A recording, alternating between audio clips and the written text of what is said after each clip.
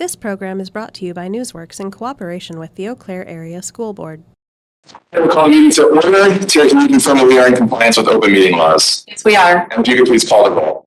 Commissioner Lyons? Yes. Commissioner Nardine? Yes. Commissioner Zerb? Yes. Commissioner Bika? Yes. Commissioner Clements? Yes. Commissioner Johnson? Yes. We're just going to roll right past that change of saying here to yes. I'll take credit. Following along with Phil. Yep. Great. Our first order of business tonight is closed session. I would hear a motion to adjourn to closed session under 19.851C. We will be discussing further the CPI and health insurance. Sure. Hey. Terry, if you could please do a roll call. Commissioner Lyons? Yes. Commissioner Nardine? Yes. Commissioner Zerb? Yes. Commissioner Bika? Commissioner Clements? Yes. Commissioner Johnson? Yes. We are adjourned to closed session. We will reconvene at approximately 7 p.m. We'll call the meeting back to order. We have completed our thing on the CPI increase. We'll be communicating that to the party as needed. We'll have more details after the process is complete. This time we'll move over to the Pledge of Allegiance. Tonight's pledge leader is Audrey from Sherman. Dimick said Audrey is a kind, hardworking, and creative student. She's always following expectations and focused on her job by participating in classroom discussions and completing her work. She is always willing to help out where needed. This is apparent when she participates in safety patrol, as she often volunteers for substitute roles in addition to the days she's assigned. Lastly, Audrey has a creative personality and is always crafting. She enjoys coloring and paper projects. Audrey is a true Sherman star. She consistently demonstrates respect, responsibility, and safety throughout the day. Audrey, thank you for joining us today. Please come forward. Those of you who are willing and able, please rise and join us in the Pledge of Allegiance.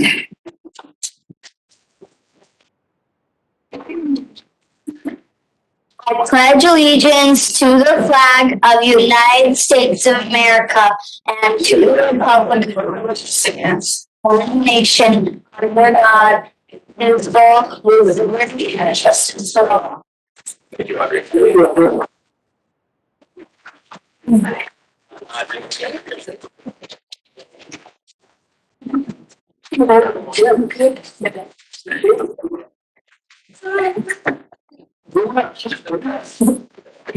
This time we'll move to the adoption of tonight's agenda. I would hear a motion to approve to adopt tonight's agenda. Those in favor, please say aye.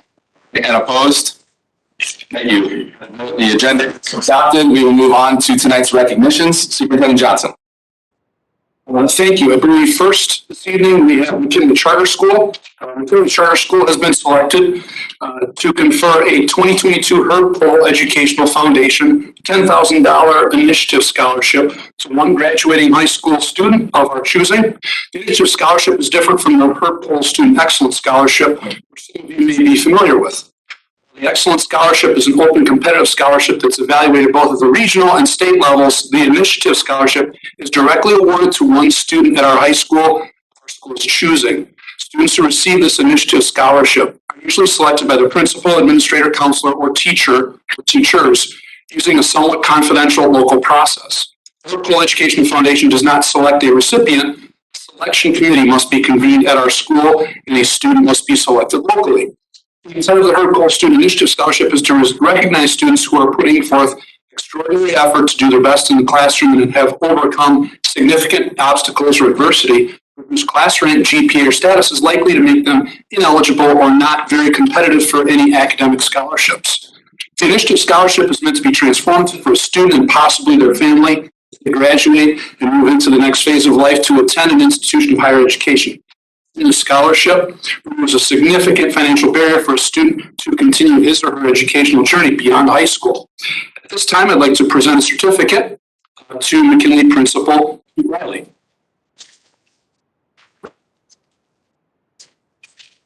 It's Pete here. Let's see. He was out today. Okay. So congratulations to Pete and McKinley.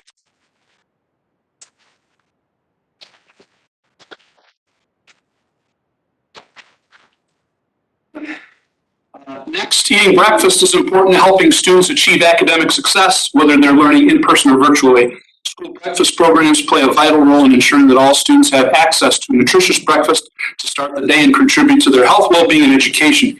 Even during the pandemic, our staff continue to successfully serve meals to meet the needs of our students.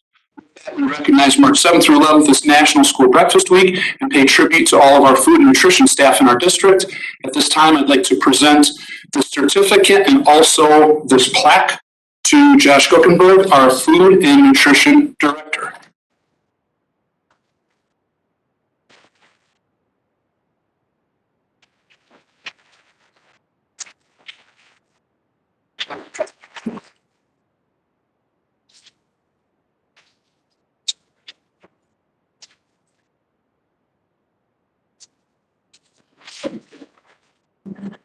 Do it like this. Look at that. That works for me.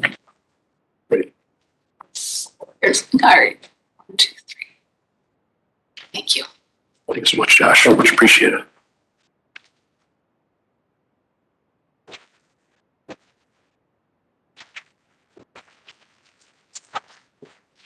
And this time we'll move on to what I know many of you are here for tonight. This is our public forum. We do have many people signed up to speak. I believe we will try to honor our 4 minutes. I would like to ask you to consider what others have said, and if you are repeating things, to consider yours down so that we can get there. But we do want to hear what you have said, and we will allow you each the 4 minutes that we generally offer, even though I would suspect that we will exceed our normal 30-minute time tonight. Also tonight, just looking over the list of names of who's going to speak, you will hear some things that you disagree with. I'm sure what many of you are here to talk about is an issue that has passion on both sides. And what is really important to me, and I think to the entire Eau Claire community, is being able to hear one another, even when we disagree vehemently, respectfully, and in a way that allows all to have their voice heard. So we'll hear something that you disagree with, whether it be from another speaker, whether it be from me or the board. I ask you to please remember that we are here having this meeting, that we want to be able to hear from you, respecting every speaker, your attention, and not interrupting or shouting out during their time. We had a big meeting, it was probably a bigger meeting in August of last year, and I think that we did very well in order to respect one another and be able to speak and be heard at that time. I would like to believe that we can do it again. I know many of you that have signed up have spoken before and are used to that. I'm counting on it to be that way tonight. We will not tolerate interruptions and outbursts. I realize that this is a heated issue.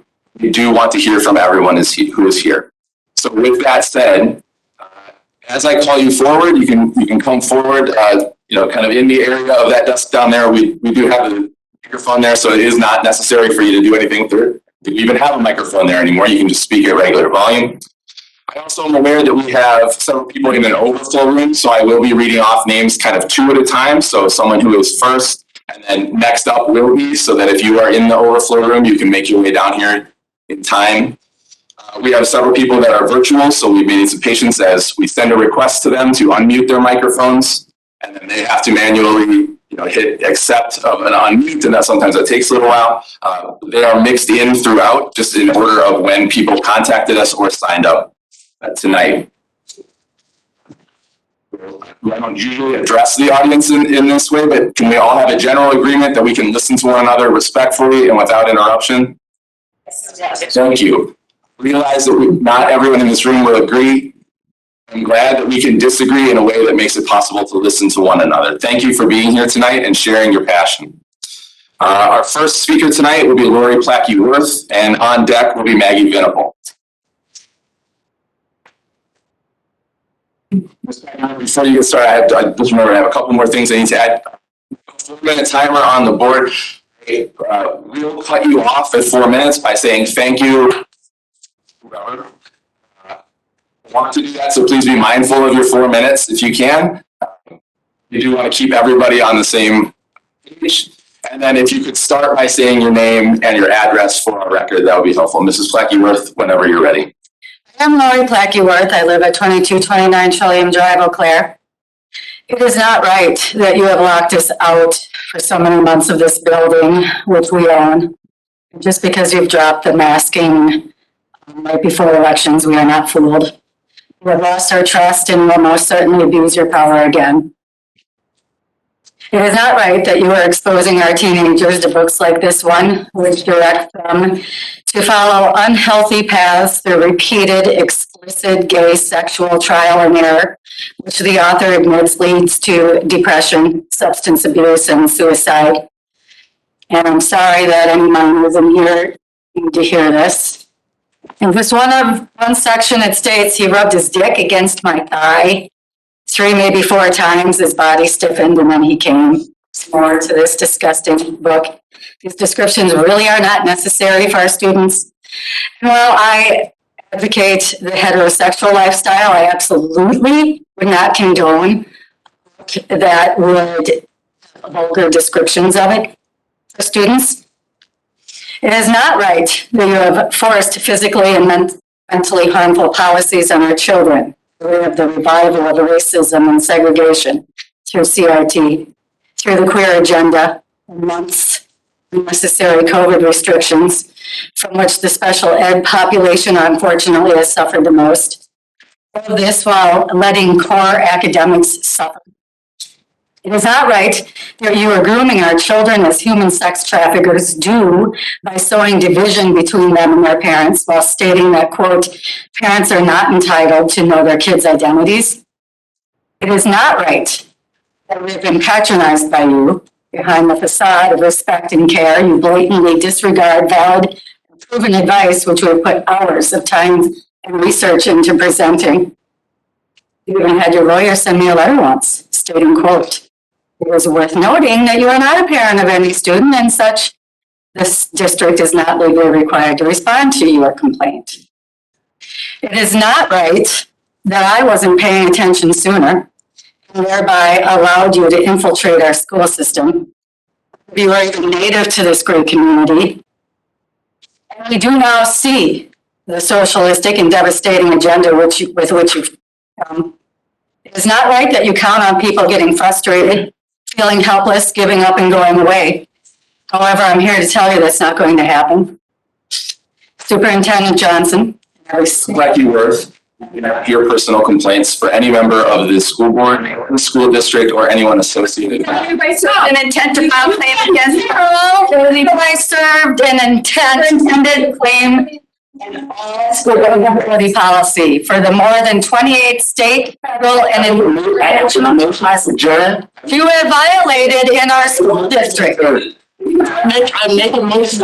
Only for a second, Dr. Johnson.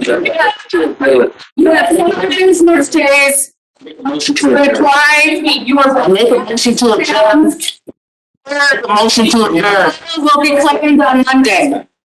Have a motion. Make a motion to recess. Motion to recess the amount of time. Make a motion to recess for 20 minutes. You know, second. Motion to adjourn. We're breaking the law by adjourning. I make a motion to recess for 20 minutes. Those in favor, please say aye. Aye. Opposed. We'll recess for 20 minutes. Reconvened. This time I will remind you that we expect to have an orderly meeting. We will resume public comment voluntarily. We would like to be able to hear you.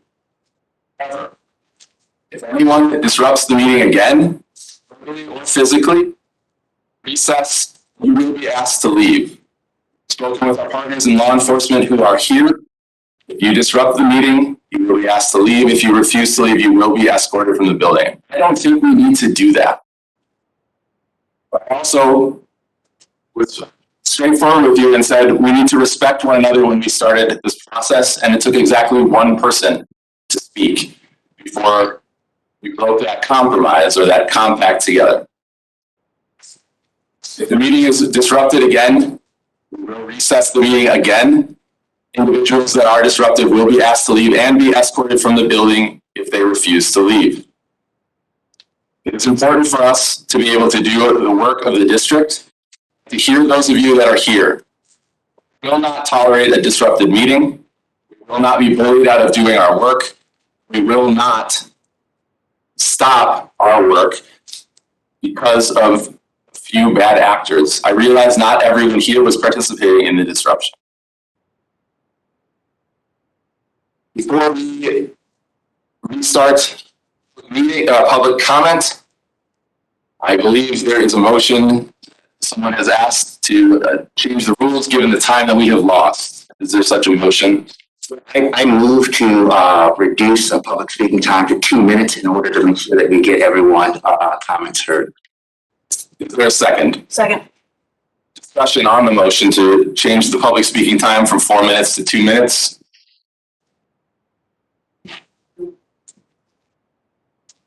Hearing none, all those in favor, please say aye. Aye. And opposed? We now have 2 minutes to share. I'm sorry for those of you that prepared 4 minutes. We've already now lost a half an hour of time because we were unable to proceed in an orderly fashion. Our next speaker is Maggie Venable. On deck is Jessica Schinke. Forgive me in any time if I mispronounce anyone's name.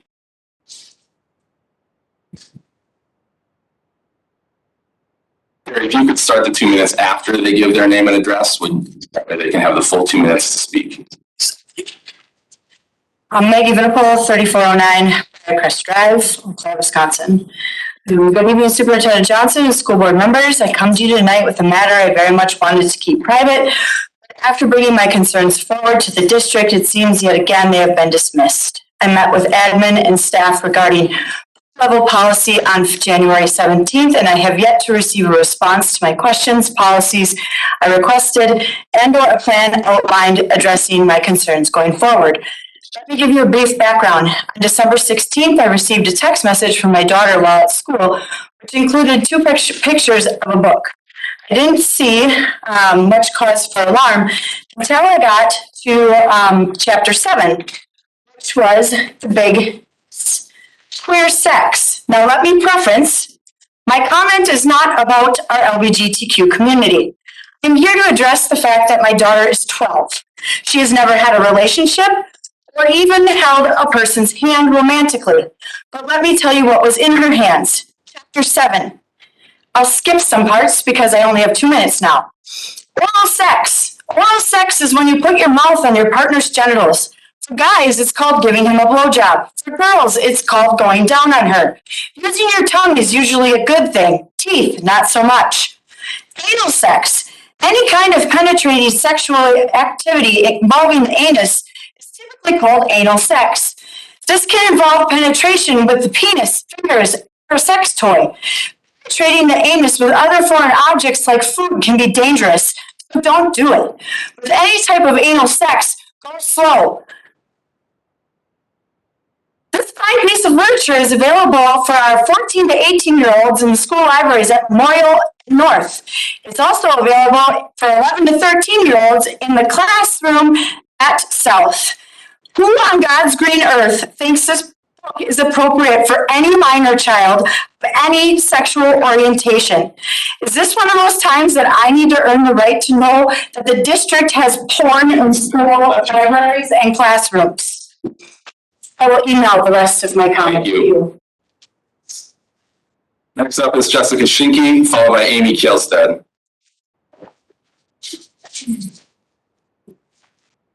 Jessica Schinke, 1154 McKinley Road, Eau Claire. I'm just going to skip a whole bunch of what I had because I have 2 minutes. We do welcome you to send your comments in full. I will certainly do that. All of you. Okay, I will certainly do that. So I'm wondering, as a parent, do I need to earn the privilege to know what my child is reading? Or do I have to constantly investigate what is being hidden? Is it because teachers approve this book being part of the 3rd grade curriculum? It's called Something Happened in Our Town. Keep in mind, this book is for ages 4 to 8. After school, Emma asked her mother, "Why did the police shoot that man?" "It was a mistake," said her mother. "I feel sad for that man and his family." "Yes, the police thought he had a gun," said her father. "It wasn't a mistake," said her sister. "The cops shot him because he was black." In another house, Josh asked his mother, "Can police go to jail?" "Yes," said his mother. "Why do you ask?" "That white policeman who shot that black man, will he go to jail?" "What he did was wrong," said his mother. "But he won't go to jail," said his father. "Why not?" asked Josh. Cops stick up for each other, said Josh's brother Malcolm, and they don't like black men. Malcolm added, I could get stopped by the police just because I'm black, even if I don't do anything wrong. That's not fair, Josh said. If it was a white man in the car, would the police have shot him? They probably won't even stop the car, said his father. Sometimes white people are treated better than black people, said his mother. It's not right. Everybody should be treated fairly. And another book that I have, which you can find at Northwoods Elementary School in the library, for kids ages 4 to 6. The dedication page says, divorce is the worst, death is stupid, tell me about sex, Grandma. The book continues. Who is that with their hands up? Why is that policeman screaming at him? Bang, bang, bang, bang.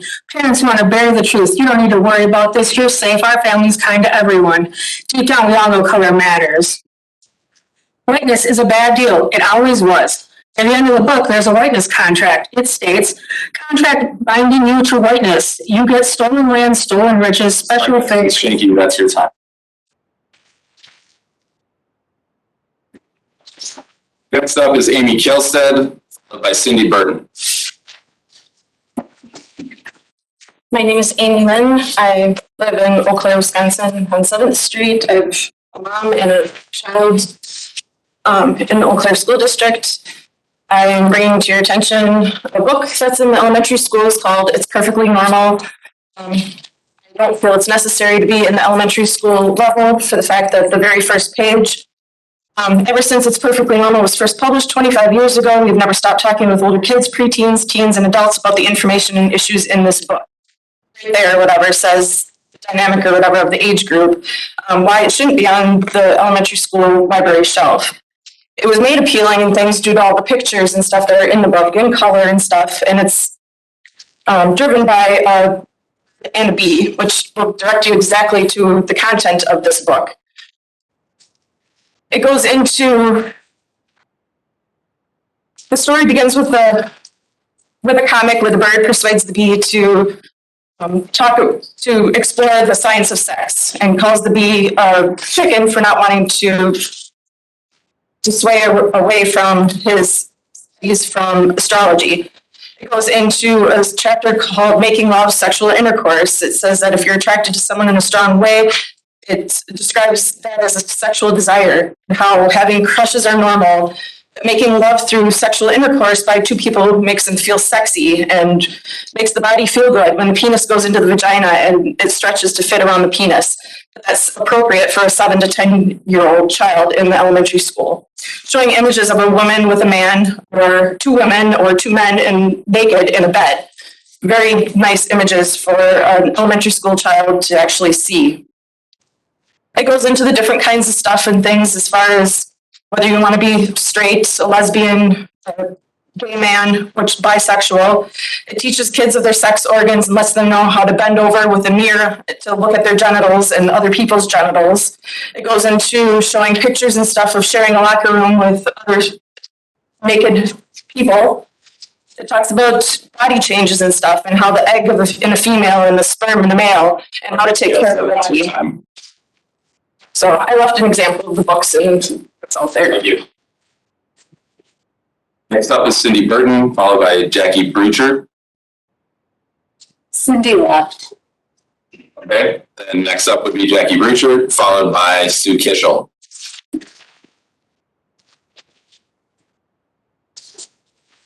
I'm Jackie Brooker, 7216 Skeezy Road, Eau Claire.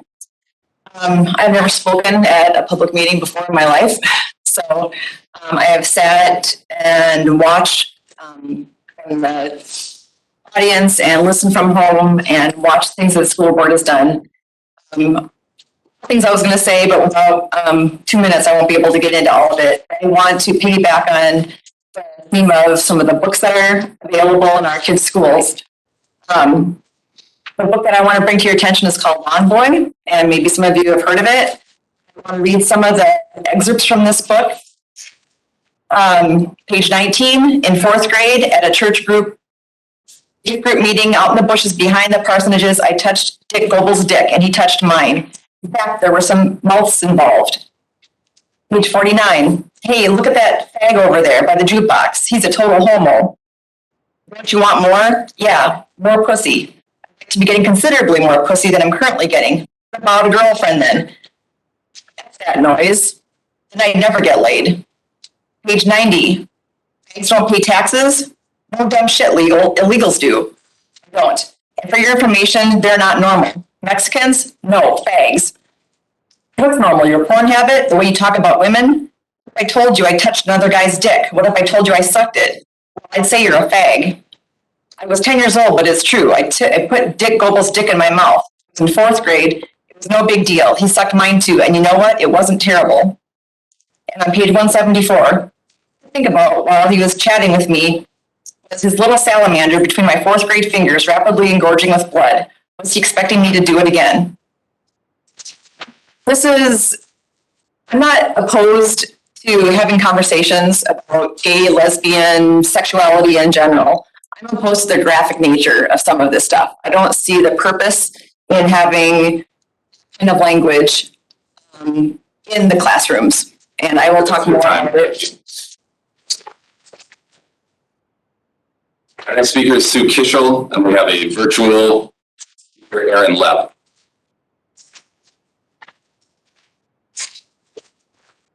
Hi, I came here tonight because I heard there was concern about an in-service training, some discussion of information about its identities that parents might not be entitled to. I get that that's really scary to think of our kids going through something big without us. I honestly think that everybody who took the trouble to be here tonight would agree that the best people to support kids are their parents. Teachers and administrators and the mental health professionals in the schools also believe that. They are on our kids' side and they are on your side. They know that kids need their families. If and when an actual policy is made in the district about this, I would support the policy being informed by best practices as were discussed in that training.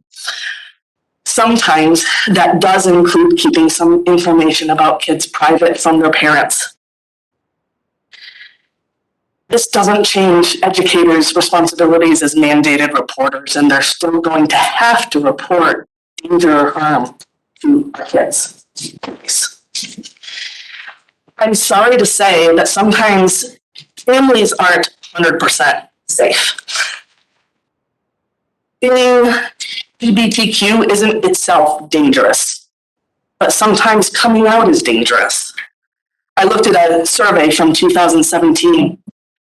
More than 3/4 of LGBTQ kids said that coming out to their families was extremely stressful. They were still more likely to come out to parents and to many other adults in their lives, including teachers. Almost half of the kids that did come out said that their parents made them feel bad for being LGBTQ. Some said their parents didn't believe them, made fun of them, or worse. Ms. Kishel. Our next speaker is virtual. It is Aaron Lepp, followed by Stephanie Farrar.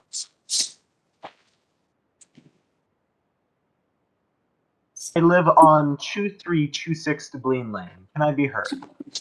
Yes, welcome. I am the vice president of the GSA Club at North High School and a 10th grader.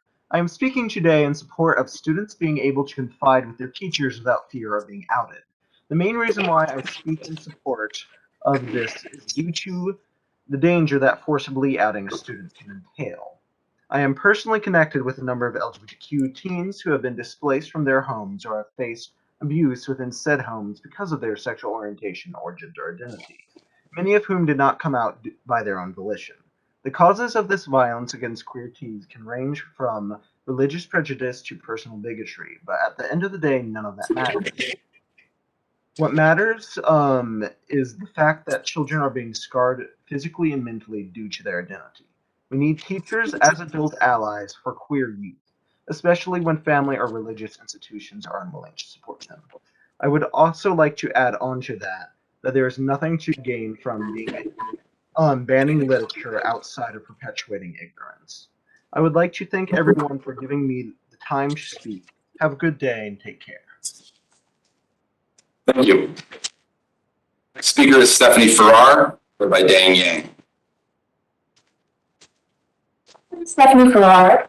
I live at 303 Garfield Avenue in Eau Claire. Here as a parent. Like every parent here, I want what's best for my kids. And I want my kids to be able to learn in school. But no one can learn in school if they're not safe. And no one can learn if they're not alive. The well-being of our children must come first. And that's why I'd like to commend the board and the district for having EDI trainings. Because using best practices that we know will keep students safe is part of the duty that we have as educators. Thank you. Thank you. Next up is Dang Yang, followed by Richard Spindler. Good evening, my name is Dan Yang. The pronouns are he, him, his. And I'd like to take a moment to announce that the community of Eau Claire resides and occupies the sacred and ancestral lands of the Ojibwe Dakota Nations. I'd like to share two brief comments really briefly. The first one is in regards to a structural component, specifically on page 2, the report that indicates on this agenda item right the agenda 11 handling treatment of the community. I'd like to go on record to request that particular. Page 2 indicates that the news coverage, the district events and operations provide a positive image of the district during time, short of 9% positive neutral goal by 8%. The reason why I point this out is because of the mathematical error that should not reflect 82.4% and it should instead reflect 88.97%, which is 1% positive neutral rate. The reason why I bring this up is because this measure is oftentimes what is important. And based off of the national narrative and public education, specifically about the topic of EDI that we see here today, I encourage the board to look at the assessment components and identify what is how it defines positive, neutral, and negative news articles. The second item that I'd like to really briefly talk about is commend the educators, this district, the board, and team staff members of the Eau Claire School District for the Equity, Diversity, and Inclusion training. I want to thank you all for making that commitment to not just the instructors, but also making that commitment to our students. The safety of our students is above all else. It's an important thing. As a parent, 2 children in the Eau Claire School District, it is my expectation that the safety of my children, so the race, ethnicity, gender identity, or sexual orientation, is at the forefront of your minds. And so thank you very much for this opportunity. The topic of parental rights is oftentimes brought up in this bigger conversation. I would articulate to you that this is a smokescreen whose subtext is meant to stress maintenance of the status quo. I'd say here today, the status quo is no longer acceptable. Thank you. Thank you. Next up is Richard Spindler, followed by Jake Lindgren.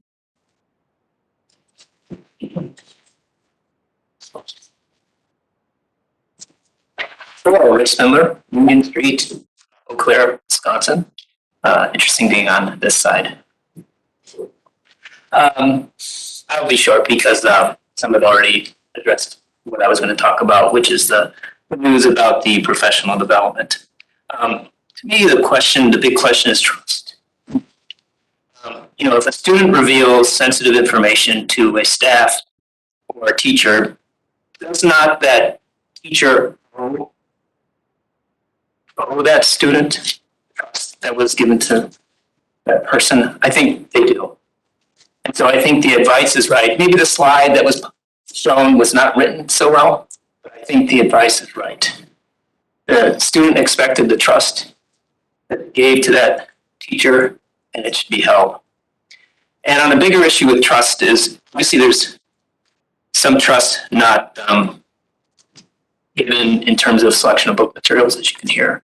And I'm wondering if there can be a conversation to help some people in the district understand better why certain materials are chosen, a way of having that to happen, that discussion, besides in a forum like this, if it might be helpful for them, if that could be done. So, but trust is what binds us together, binds students and teachers and parents.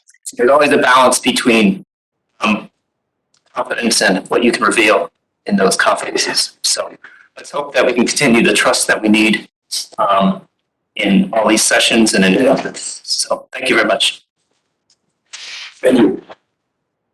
Our next speaker is Jake Lindgren, by Chris Hambook Boyle. Jacob Lindgren, 6432 McGrath Road. I'm sure my parents questioned my sexuality from an early age. That said, they let me be me and do my thing. In high school, my mom made a few subtle attempts to get me to open up. I wasn't ready, nowhere near it. She respected my space. I found out later, once I came out in adulthood, that there had been a brief conversation between my mom and a teacher of mine that she knew to be a mentor to me. An evening at a local supper club where my parents were dining and my mom spotted my teacher across the room. She excused herself from my father's company and went to greet the educator new at the bar. I'm sure pleasantries and laughs were exchanged as they loved to tease each other in good humor. My mom had something on her mind, however, and she needed help with it.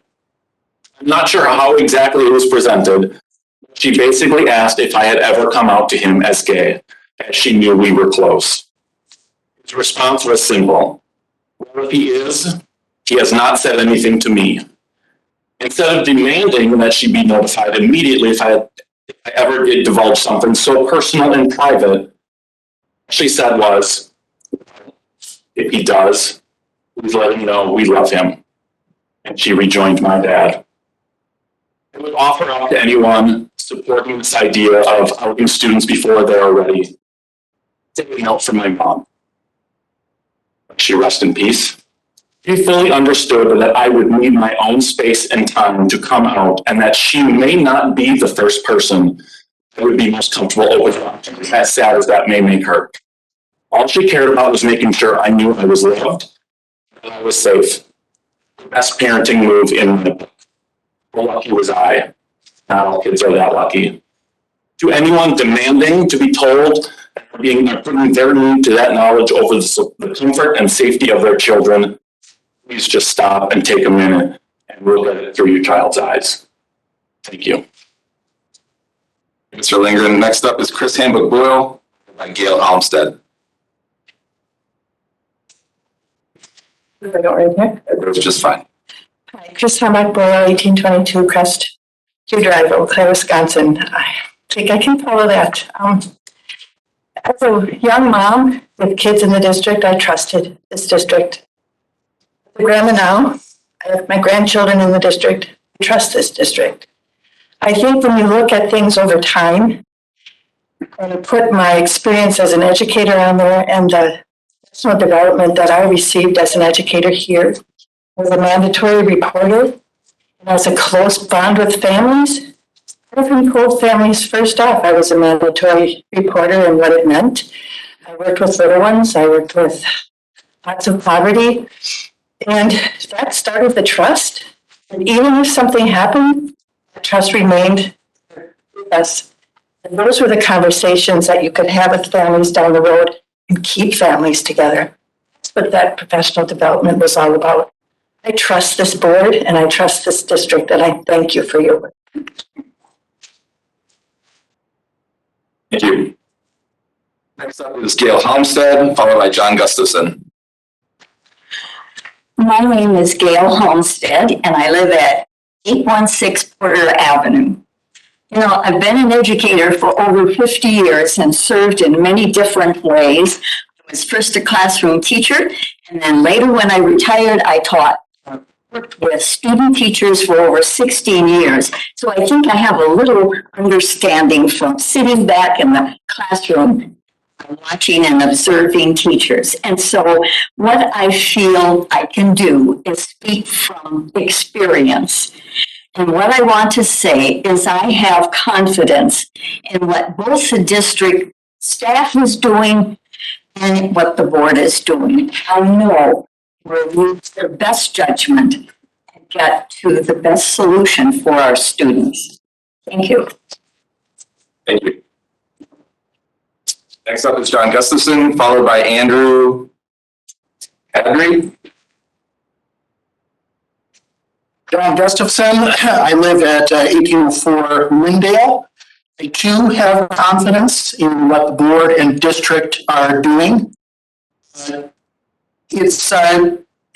Schools have a moral responsibility to create a safe environment for everybody in it. Families do too. And it has to be acknowledged that the vast majority of families take that responsibility very seriously.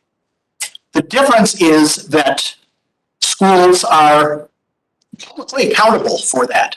And we've heard already about mandatory reporting and how important it is.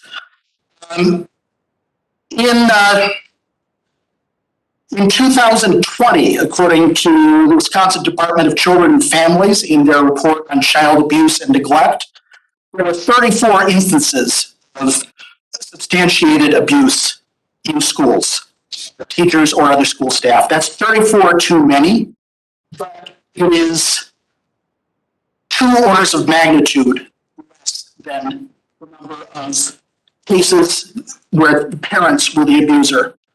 3,401. Again, most families take that responsibility seriously, but the fact is that a child is more likely to have to confide in a teacher, something that's happened at home, than the other way around. For that matter, a child is more likely to have to look in the library to understand what's happened to them at home than in school. And just, we have special populations too that need extra help. And the trans kids are one of those communities. Thank you. Thank you. Next up is Andrew Padry, and Kurt Smith. Sorry if I've missed your name. You're just the latest victim of my horrible penmanship, so I'm apologies. I recognize you in return. I also. I'm Andrew Patry, 1521 Badger Avenue. I am a product of the Eau Claire Area School District. Please don't let the penmanship thing reflect badly on the district. I am also been teaching in this district for a quarter century, high school English.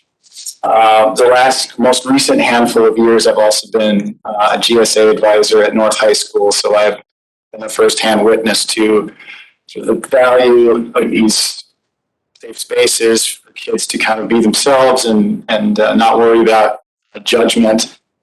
I have had conversations with some students about talking with their parents, but in some instances, it's just not safe for them to do so, and it's not my role to broker a conversation between the parent and the child about something as personal as identity.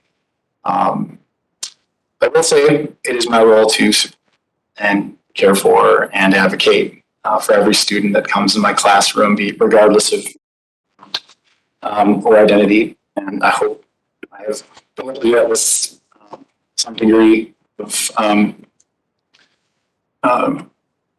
success in the 25 years that I've been there. And so the final, I am also a parent of a trans child in this district, and I am grateful for what the board has done, what it's doing, and hopefully will continue to do to support all kids in the district and keep them safe.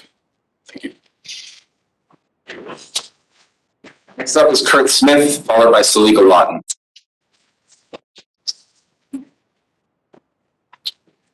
I apologize for my penmanship too. It's Kent Smith. I can see that now. I apologize. I read it. I didn't, but Eau Claire's 3517 Teal Court, Eau Claire. I am pretty much a lifelong resident of the city of Eau Claire. I'm a product of the Eau Claire schools. I'm a parent of 2 children who went through the Eau Claire schools. And I rise in support of the work that the Eau Claire School District is doing to make the schools inclusive, diverse, protected, and safe. My children had a remarkable experience. They got all of the support that they needed without having to ask. And the education my children had should be afforded to every single child, regardless of how they walk in this life. I also am a social worker by training. I did child protection for a number of years. Part of what guides social work is a series of ethical principles. And one of the highest ethical principles is protection of life. When the policies are made, they're made for a very specific purpose. Things go sideways very quickly. One comment made out of context Somebody gets hurt, somebody dies. So I do very much appreciate the work y'all are doing. I highly support you and I thank you. Next up is Salika Lawton, followed by Liz Krieg. Hi, my name's Salika Duxworth Lawton. I did not go to the school district, but my handwriting is still terrible. I teach African American history and military history here at the university. I have taught many of the teachers here, and I'm very proud of that.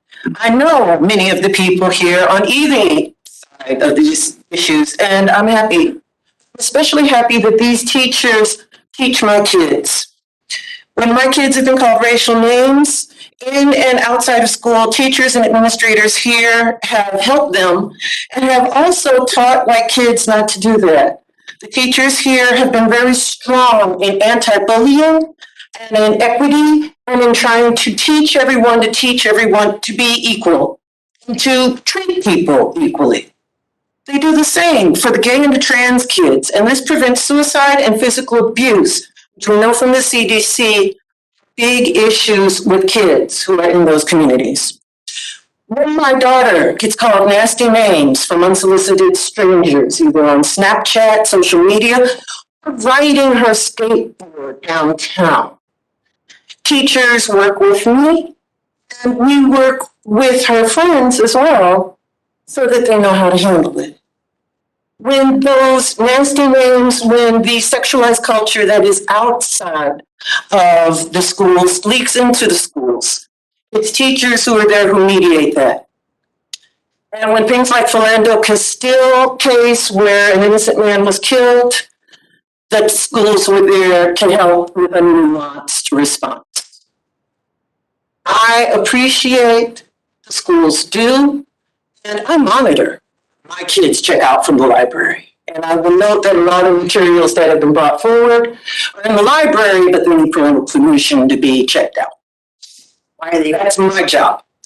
So I am grateful to be here. I'm grateful for the work you do, and I'm grateful to keep kids safe. That's job one. Thank you. Next, we have Liz Krieg, followed by Hannah Metry, who I believe is virtual. Good evening. My name is Liz Craig. I live at 1916 Sloan Street, Eau Claire.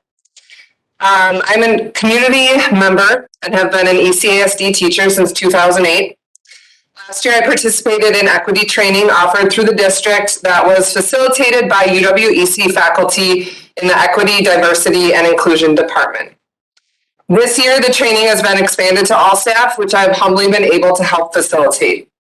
I sincerely appreciate these opportunities to continue to grow as an educator, mold my practices to make sure they are culturally responsive, and continue to self-reflect on myself and my classroom to see how I can make it more of a safe, welcoming, and diverse space. Our students of color and our LGBTQIA+ students deserve this. All of our students deserve this. I ask that the board members please keep standing by the equity statement, even as it is under fire in the media. LGBTQIA+ students should be safe and supported at school. They should not live in fear of being outed to their parents if they have not yet made the personal decision to confide in them. Students of color should see themselves in the text they read and on the walls of their schools. Students should be exposed to the beauty of our diversity in our community and in our nation. I want my children to go to schools that are inclusive and celebrate this diversity. I want them to be safe. I want them to have adults that they trust and that they can confide in. And I want those educators and professionals to keep the information confidential unless they feel my child is in danger. I do not want that trust to be broken because it is sacred.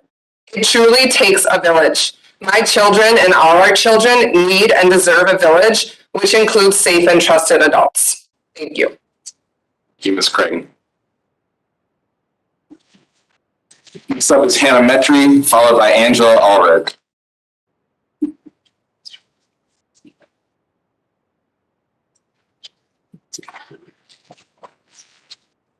And I am a teacher in the Eau Claire Area School District.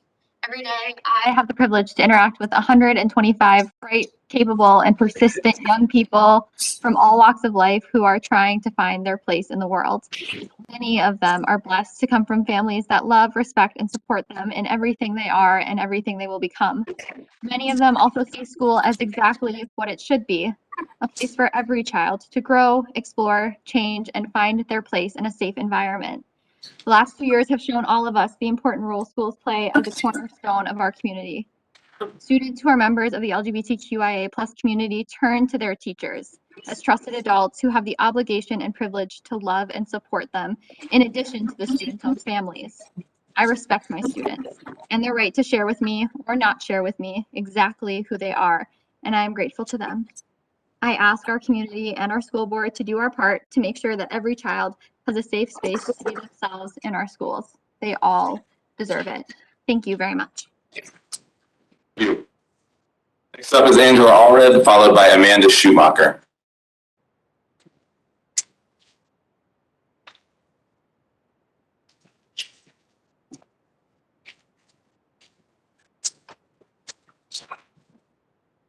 I have a poor connection. I am going to continue to speak. My name is Angela Allred. I reside at 218.5 McKinley Avenue. And I came to this meeting tonight to speak words of praise and support for the trainings and professional development the Eau Claire Area School District provides for its teachers and staff. Trainings such as that which was provided on February 25th by the district, which address issues surrounding identity and inclusion, are absolutely vital in ensuring that district employees are adequately equipped to protect the safety of all children in charge. We need our educators to be able to foster inclusion and citizenship in our diverse community. When my student is struggling and I find myself at a complete loss as a parent, as I did just earlier today, I immediately reach out without hesitation to school teachers, guidance counselors, and partnership coordinators in the Eau Claire schools. And I want the board to know that these stellar, well-trained professionals have not once let my student down. My student and I put a great deal of trust in Eau Claire Area School District and its staff, and that trust continues to be earned and held through the demonstrated commitment the Eau Claire Area School District has to providing its staff with training and the practice opportunities for skills and procedures that help all students to feel valued, respected, and safe in our schools. So thank you to the board and district staff for what you make possible. Thank you. Next up is Amanda Schumacher by Najia Perkins. Good evening. My name is Amanda Schumacher, 747 Fall Street in Eau Claire. I was born and raised in Eau Claire and I'm the parent of 2 teenage children who have attended ECASD since EC4T. And I've also worked in the anti-violence movement for more than 2 decades. I want to voice my support of guidance that cautions staff about routinely sharing information related to students' LGBTQ identities with those students' parents. Of course, as a parent, I hope that I have helped to cultivate an environment for my own kids that's conducive to them feeling confident in sharing parts of their identity with me. Through my anti-violence advocacy work, I know this safety and support is not a fixture in every family. And the inherent risk of a child coming out to a parent uncertain of how that disclosure will be received is enormous. The hostilities of the social and cultural context in which LGBTQ youth exist can compromise physical, emotional, and mental health. But the good news is, having just one trusted adult in a confidential setting to affirm LGBTQ young people is a significant protective factor against negative health outcomes. And so I support all efforts by ECASD to maintain and strengthen their staff's ability to be those trusted adults in the lives of our students. Thank you. Thank you. Next up is Najia Perkins, Tina Schwegel. Where am I going? It's right here. It's at the. No problem. That's why we're calling them in advance. Thank you for being here. My name is Magia Perkins. I'm at 529 Union Street in Eau Claire. And I came because my kids asked me to. And now she wants to talk, so I want to stop. Your name is? My name is Mia Perkins. I came here because I think that kids are very scared to come out to their parents because they don't feel safe. And I think that they feel like they need to hide. At school, they feel like they can just come out and say who they are. And okay. I have 3 children ranging from 13 to 25, and they all have friends in the past and currently who are scared to come out to their families. That's like, why are we still fighting about this? I mean, really? Do your kids have food and clean water and access to education and medical care? Then why are we worried about how they identify, who they're like? I'm happy that she's here. The other ones too. But I'm happy that she's here and she's happy and she can say how she feels. And I guess, yeah, I appreciate you. Thanks. Thank you.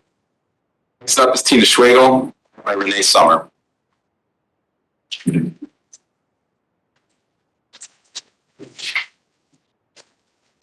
Sorry, I didn't hear my name earlier. I'm Tina Schwagel. I'm at 116 East Tyler Avenue in Eau Claire. And actually what I'm reading is from the perspective of a friend of mine who has a child in the school district at one of the high schools who is transgender. And she didn't feel comfortable, obviously, coming out with it, you know, for their privacy. So she asked me to just read a bit of what she said to me. So I would like to offer a bit of insight from a parent whose child is identifying as a transgender female. As a parent, the school, in her opinion, has no right to withhold information that is vital to my child's development, both physically and mentally. If the school believes this information about children should be kept from their parents, then the school should provide more realistic support for these kids to work through their feelings. My child got a D in Phi-Ed because the supportive school would not give them an alternative to the swimming unit where their gender was quite apparent. A Culver group is not enough. A key to the gender neutral bathroom is not enough. I'm lucky that I know so that I can provide them some tools to work through and truly understand their feelings.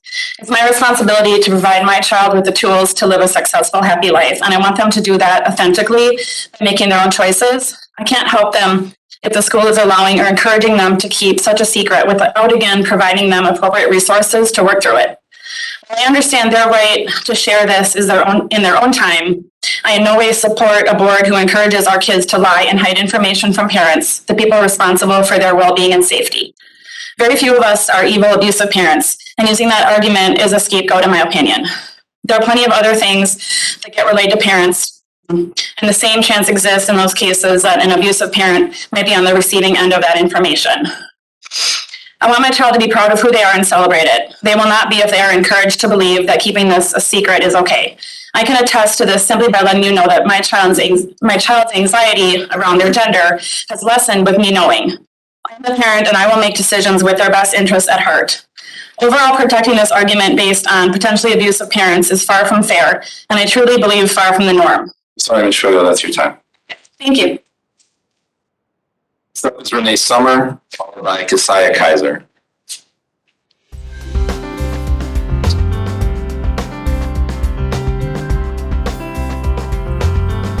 This program was brought to you by a cooperation between Newsworks and Yeah, Ms. Summer may be virtual.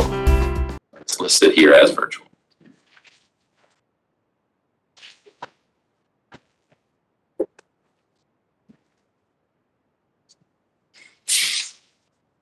Renee is no longer available for public comment. Let me see here. And next up is Keziah Kaiser, followed by Frank Fukue. Hello, my name is Keziah Kaiser. I live at 1537 9th Street. And I am here on behalf of my organization, Cultivated Coalition. This past year and a half, we've been working with the ACLU, and we filed a complaint with the EPI recently about the harassment and discrimination that we face on the basis of our gender, race, orientation, and things like that. And so I speak from experience on how these things affect children. My co-founder cannot be here, unfortunately, and she is the one who could speak truly on what it feels to be outed and how it affected her mental health and the way she went through school. So I implore you to look up ID Point. It's available. You can find it on the ACLU website. And she also did an interview. It's called "Is My Gay Showing?" And that also gives grave detail about her experiences. I don't want to speak on those because that's hers to share. But I do want to talk about trust. I think it's safe to say that trust is something that is earned. We teach our kids, don't trust everybody. But when they find someone to trust, is it fair to take that away from them? They trust you, but they might not trust you with everything when it comes in due time. So, not to speak on specifics, but if a child feels they're comfortable coming out to their parent, they could have known way before that and not said anything. You have to give them time and space and the ability to reach out to other people. They can't trust their teachers. Who are they supposed to trust? If they don't feel like they can come to you, not being able to go to anybody isn't going to help them or their mental health. It leaves them feeling alone, insecure, like there's something wrong with them. So, yeah. Ms. Keeler. This is for Frank Kohl, followed by Mark Owings. It's not gonna go. It's actually in the ceiling there, so you're whatever you want. Okay. It's the green lights. It's not right above you. It's out here. Oh, geez, okay. Frank Fucile, 2864 Wellington Drive West. I came here expecting one thing, and I feel like we got another. I heard a series of people come in and read some excerpts from books. It sounded a little weird. But I wonder, did you read those whole books, or did you just pick pages? Where did you find the examples of the things that you read? Was it perhaps something that you found online? I think that it is fair that we could have a discussion about what types of materials might be appropriate for what age range. And in fact, I'm pretty sure that there are people who teach at those age ranges that dispute and decide upon these things all the time. But yeah, sure, some merit to adults' voices there.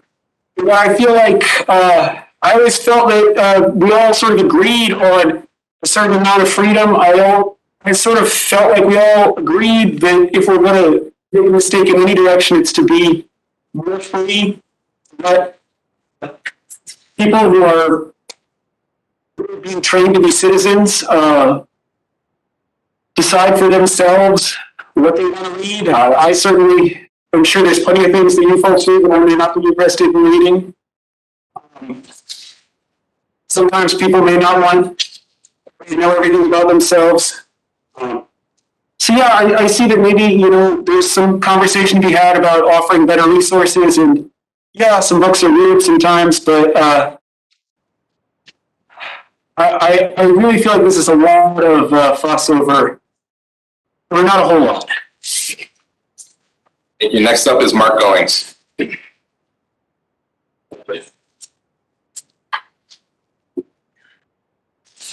you. My name is Mark Goings. I live in Augusta, Wisconsin. Tonight, I'm speaking as the president of ECAE. My personal pronouns are he, him, his. Being a white, Christian, heterosexual male is part of my story. It's part of who I am, and it's easy to perceive life through those eyes. However, the Eau Claire School District is not about me. It's not about my story. It's about students. There are over 11,000 unique sparks of life that come through our doors every day. How do I grow so that I am ready to help these students? How do I become open to their stories, to their unique personalities, their unique needs? It's a difficult task. It takes trained adults open to new ideas and ways of being. It takes space. Schools need to be safe places for each child, especially when the rest of the world may not be safe for them. As an example of a unique spark of life, I was going to show you a picture of Fia, my oldest, who went to Lakeshore for kindergarten in first grade, and who now has children of their own. And I got their permission to share a piece of their story tonight. They said, one of the scariest things I've ever done was coming out as transgender. It was one of the biggest deals of my life. I may never have come out at all if I didn't have safe space. It's actually not even about the parents or the school. It's about the school refusing to endanger kids. One of the worst betrayals that anyone could do to me is outing me to someone who will hate me just for being myself. Just think of that. A child who fears being hated for being yourself. Our students need a safe space, and this equity work is so important.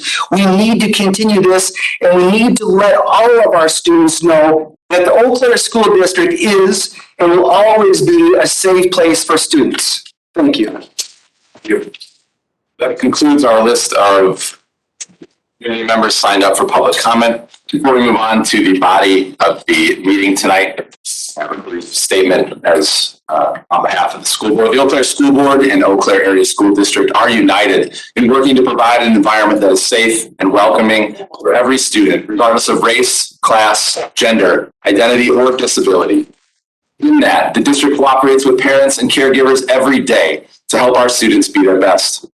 For some students, let's also recognize that the home environment may not be a place where that young person is safe. In such situations, we know our schools and the caring adults in them may be the only place or people that a student can feel the safety they need to grow. Our schools will always be safe for students. Beyond the specific legal protections regarding the privacy of individuals, including students, ECASD affirms and acknowledges and honors the essential humanity and human dignity of all people, including young people. We will always uphold and protect the humanity in our schools alongside with our students, teachers, families, and the entirety of the Eau Claire community. Thank you all for joining us for public comment today. We will now proceed with the remainder of our agenda for the evening. We move on to our reports. We start, as always, with budget development. Commissioner Lyons. Budget development last met on February 17th. In between that time and today, we have been working on the listening sessions, which will be on March 9th, and that's 6 o'clock to 7 o'clock, and on March 9th from 7:30 to 8:30. We'll also have some listening sessions on March 16th at the same time, 6 to 7 and 7:30. Registration is currently taking place online. Thank you, Commissioner Lyons. We'll now move on to our legislative liaison, Dr. Johnson. Yes, so there were 16 K-12 assembly bills that have been passed and sent to Senate. Of note and of importance, Assembly Bill 970, the choice income limits, eliminating income limits for parental choice programs, eliminating pupil participation limits for the statewide parental choice program, private school reducing charge to a pupil participating in a parental choice program, and creating an education expense reimbursement program, meaning academic year 2022-23 school year and the summer of 23. This particular, as well as a couple other assembly bills proposed by the Wisconsin Association of School Boards. There are also 8 bills that were passed and sent to the governor's office for consideration. And there are links available to those bills. Thank you. I'm just pouring this water before I start reading the consent agendas. Now move on to tonight's consent agendas. The board considers each of our consent agendas with individual votes with no discussion. Board members have been provided background information or have discussed each item at a previous meeting. Tonight's superintendent consent agenda includes human resources employment report, 2022-2023 school calendar, 5-year capital project bids, I would hear a motion to approve the superintendent's consent agenda. Moved and seconded. Terry, will you please conduct a roll call vote? Commissioner Lyons? Yes. Commissioner Nordine? Yes. Commissioner Reserve? Yes. Commissioner Pika? Yes. Commissioner Clements? Yes. Commissioner Johnson? Yes. Now move on to the board's consent agenda. Tonight's board consent agenda includes changes to governance policies, changes to board work calendar, minutes of closed session, February 21st, 2021, and minutes of board meeting, February 21st. Sorry, I said 2021, I meant 2022, and minutes of board meeting, February 21st, 2022. I would hear a motion to approve the board's consent agenda. Second. All those in favor, please say aye. Aye. And opposed? We'll now move on to board matters reserved for board action. We have one item tonight that is changes to OE6 personnel administration. If you'll remember from our work session on February 14th, our first policy work session, we had discussion about whether to remove, started with talking about removing item 6.12. The superintendent may not, without board approval, make changes to the employee handbook. And through our discussion there, we had, I think, some very productive discussion saying that it's acknowledging that it may be important for us to remain outside of operational issues, but that the employee handbook that does contain a number of items that may potentially, that we are concerned may potentially fall outside of what the board considers reasonable. I know Commissioner Lyons, you talked about it and perhaps in saying that you did not want to remove it because you wanted to be able to approve those things. But at the work session, we agreed to bring this forward as an item to potentially change. So I did what I thought was basically the smallest amount of change, which was simply moving it from the superintendent may not, without board approval, make changes to the employee handbook, to just the superintendent will inform the board of all changes made to the employee handbook. We were able to learn at the work session, of course, that the employee handbook changes just once per year from Kay. Thank you, Kay, for confirming that for us. And this would still give the board the opportunity to review those changes, but as a matter of practice, unless anything falls outside of what the board considers reasonable in its policies in general, the board would not operate in the operations of the district.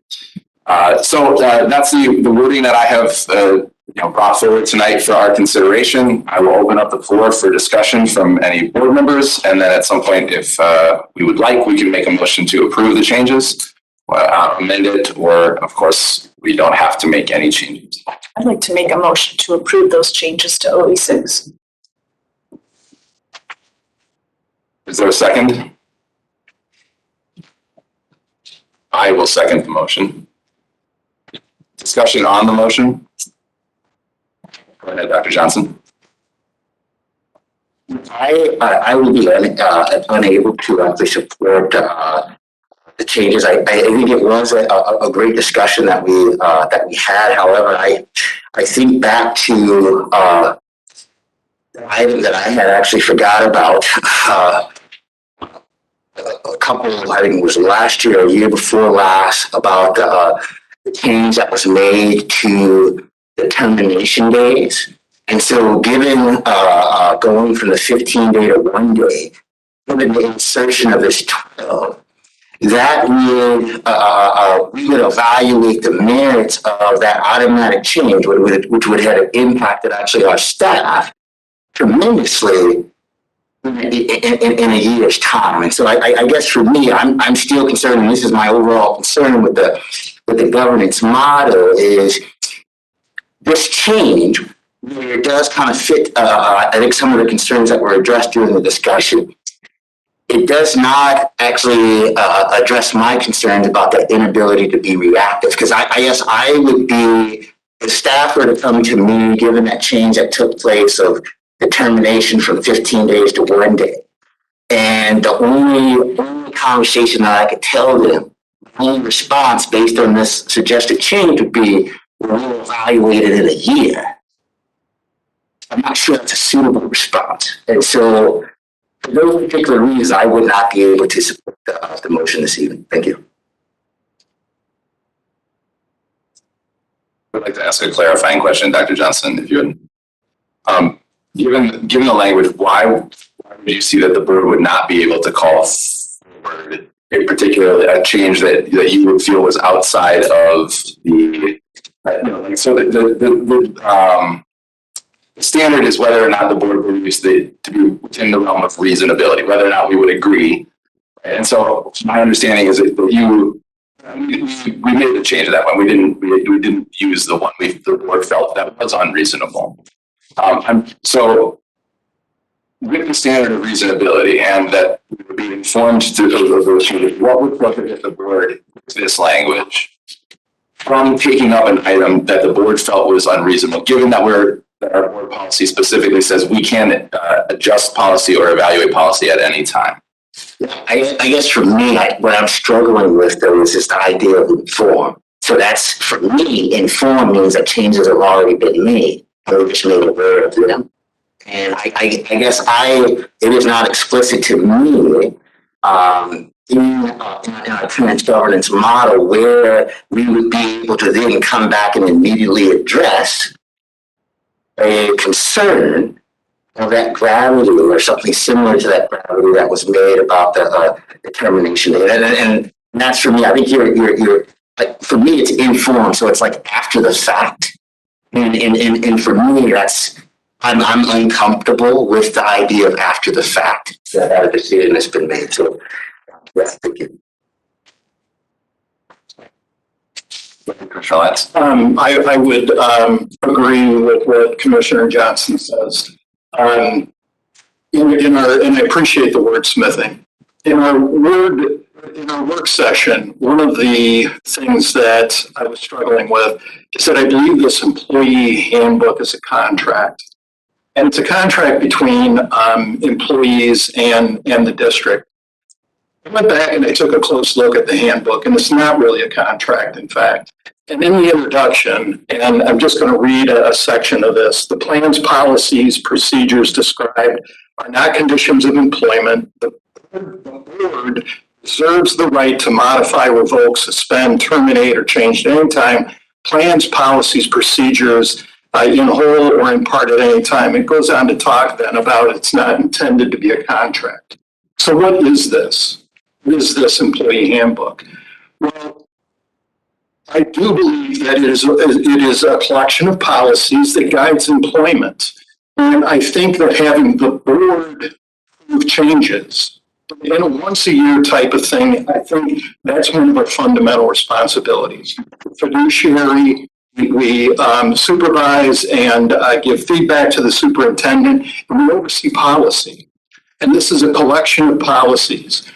By just having the superintendent approve these policies, I don't believe it rises to the level of what I think. It makes it more than a handbook by having the board as the holder, as the person, as the entity that is responsible for this. And so for the exact reasons that Commissioner Johnson was talking about, I'm not comfortable with finding out what's been approved after the fact. I think that knowing as a board everything that's in here and knowing that we approved the changes to it, maybe even a once a year time frame, I think that's really a fundamental role that we serve. And I can't support the way it's been worded either.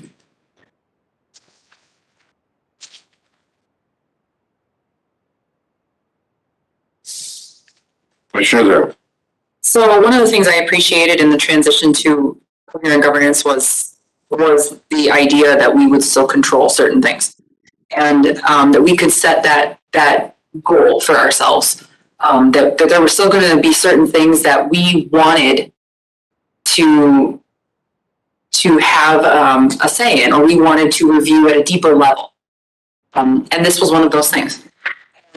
And I remember specifically when I felt comfortable with that. I remember feeling that, like, oh, well, yeah, that's something that I still very much want to be able to check in on. And our staff are, it's 85% of what we do. And it is the single largest investment that we make. And to be able to know what what's there and to be on the same page and to be part of that. I mean, to be perfectly honest, I think that there's probably a mechanism by which moving it up would still give us the same, I think it still gets the same level of control, but I think for future boards, the word inform is not very empowering. And I think leaving it below that line empowers the board to be on the side of our educators, which is our biggest investment. So I will also not be supporting the change.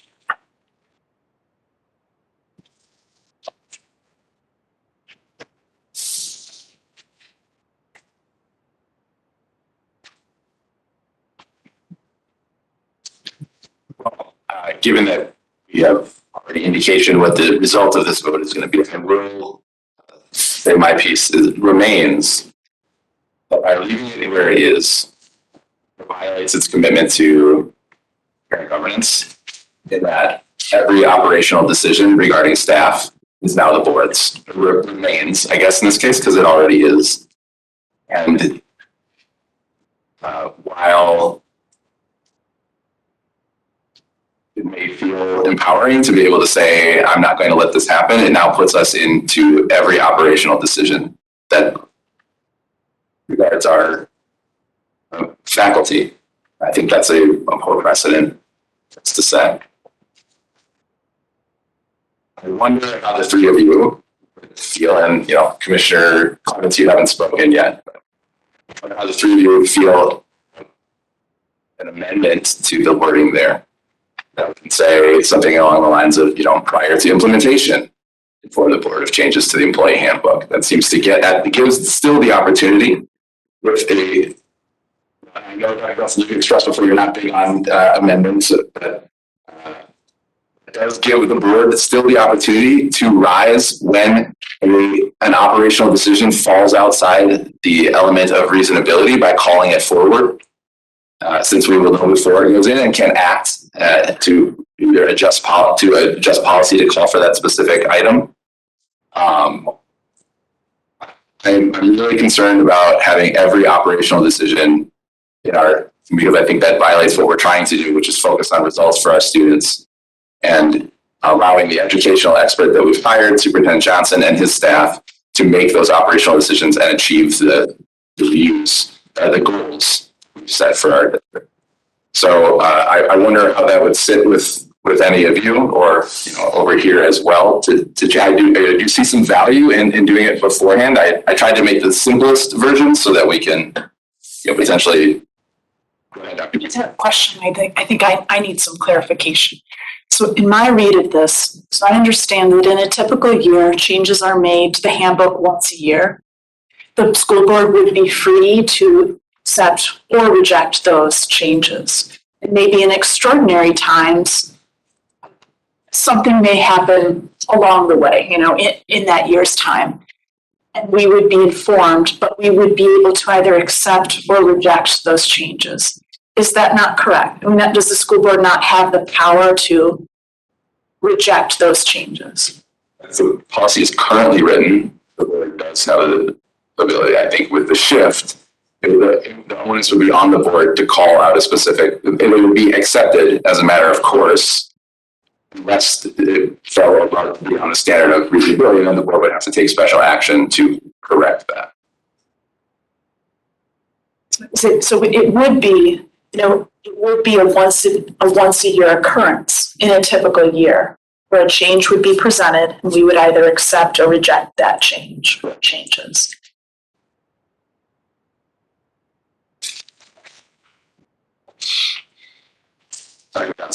Well, I guess for me, Dr. Vega and I we're in different interpretations of it. I don't get that from number 12. Everything that you just said, that does not come across. Because actually, given what Dr. Nadine just said, that I really have given that quote unquote authority to the superintendent to be able to make those what was just said. And so for you, your interpretation of number 12, that sounds pretty good. But once again, I don't see that piece where before something's going in, we have, as you indicated, this piece to agree or disagree or say remove. That does not come across to me in 12, and I'm not really sure it still comes across to me in 12 with the rewording. If what Dr. Biga just articulated is the understanding, then there needs to be some additional wordsmithing in terms of probably lengthening what's there. And then I think for me, I probably would consider. Thank you.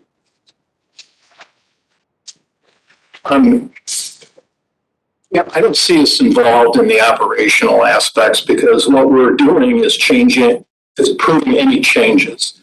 So this document exists and we follow it unless there's changes. Now, the timing of those changes would be of some concern to me because one of the things that's in there is fraud, waste, and abuse, or the whistleblower policy, or the layoff, or the reduction in force policies.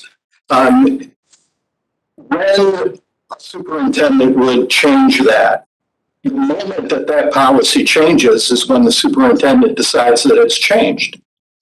Then it comes forward to the board, I don't know, in 2, 4, in 6 months. It doesn't need to come right away. So when in my mind, I'm very interested in when those changes become actionable. And I think that's where the check and balance and the cleanliness of this document, we're only approving changes. So operationally, everything that's in that document exists, and those are the rules, unless there's a change. And then the superintendent can bring it forward to the board, but then we are approving those changes as the superintendent is recommending. I just think that is a cleaner process, and I think it's part of what we're charged as board members. Commissioner Clemens. So I think that our governance model is a good one, but I'm a little concerned about trying to make it a purity test for example, the employee handbook, because as Commissioner Lyons has mentioned, we place a tremendous amount of trust and power in the superintendent. Even you look at the list that's above there, and that's just a sample of the things that we expect the superintendent to do. And so we're not taking away, or the way that it is written now, that with the strikeout, doesn't take away the authority of the superintendent to propose changes to the handbook.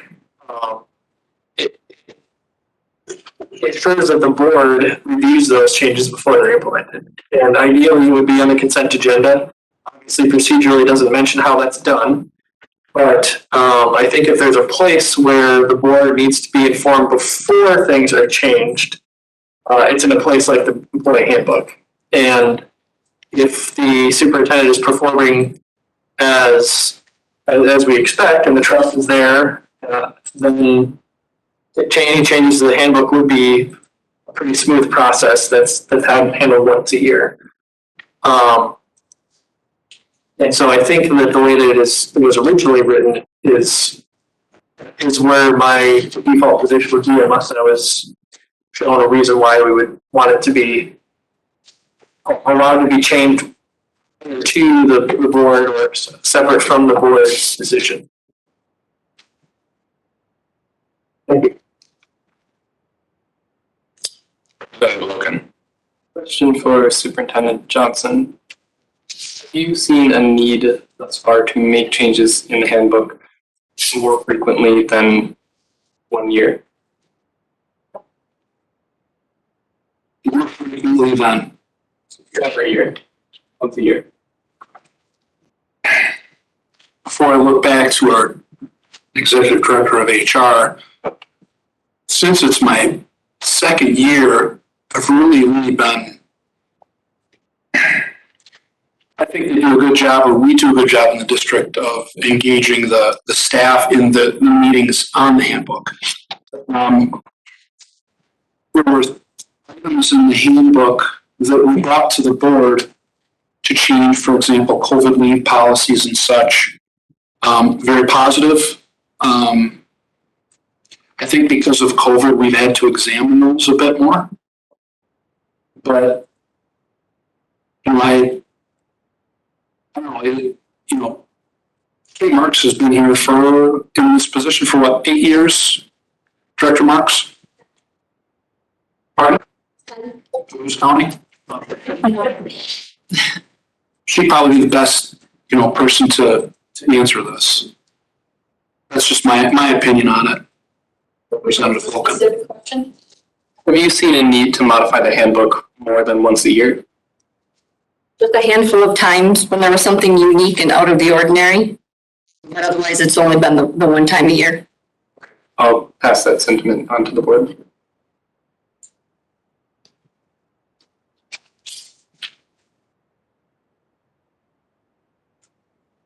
Seeing no additional discussion, we'll go ahead and call the question. All those in favor of the motion, please say aye.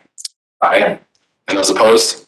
The motion fails, and we will retain the policy OE6 as currently written. Now move on to monitoring of district results. Go ahead, Dr. B. This is a clarification. The failure to the motion, does that mean that the changes is rejected?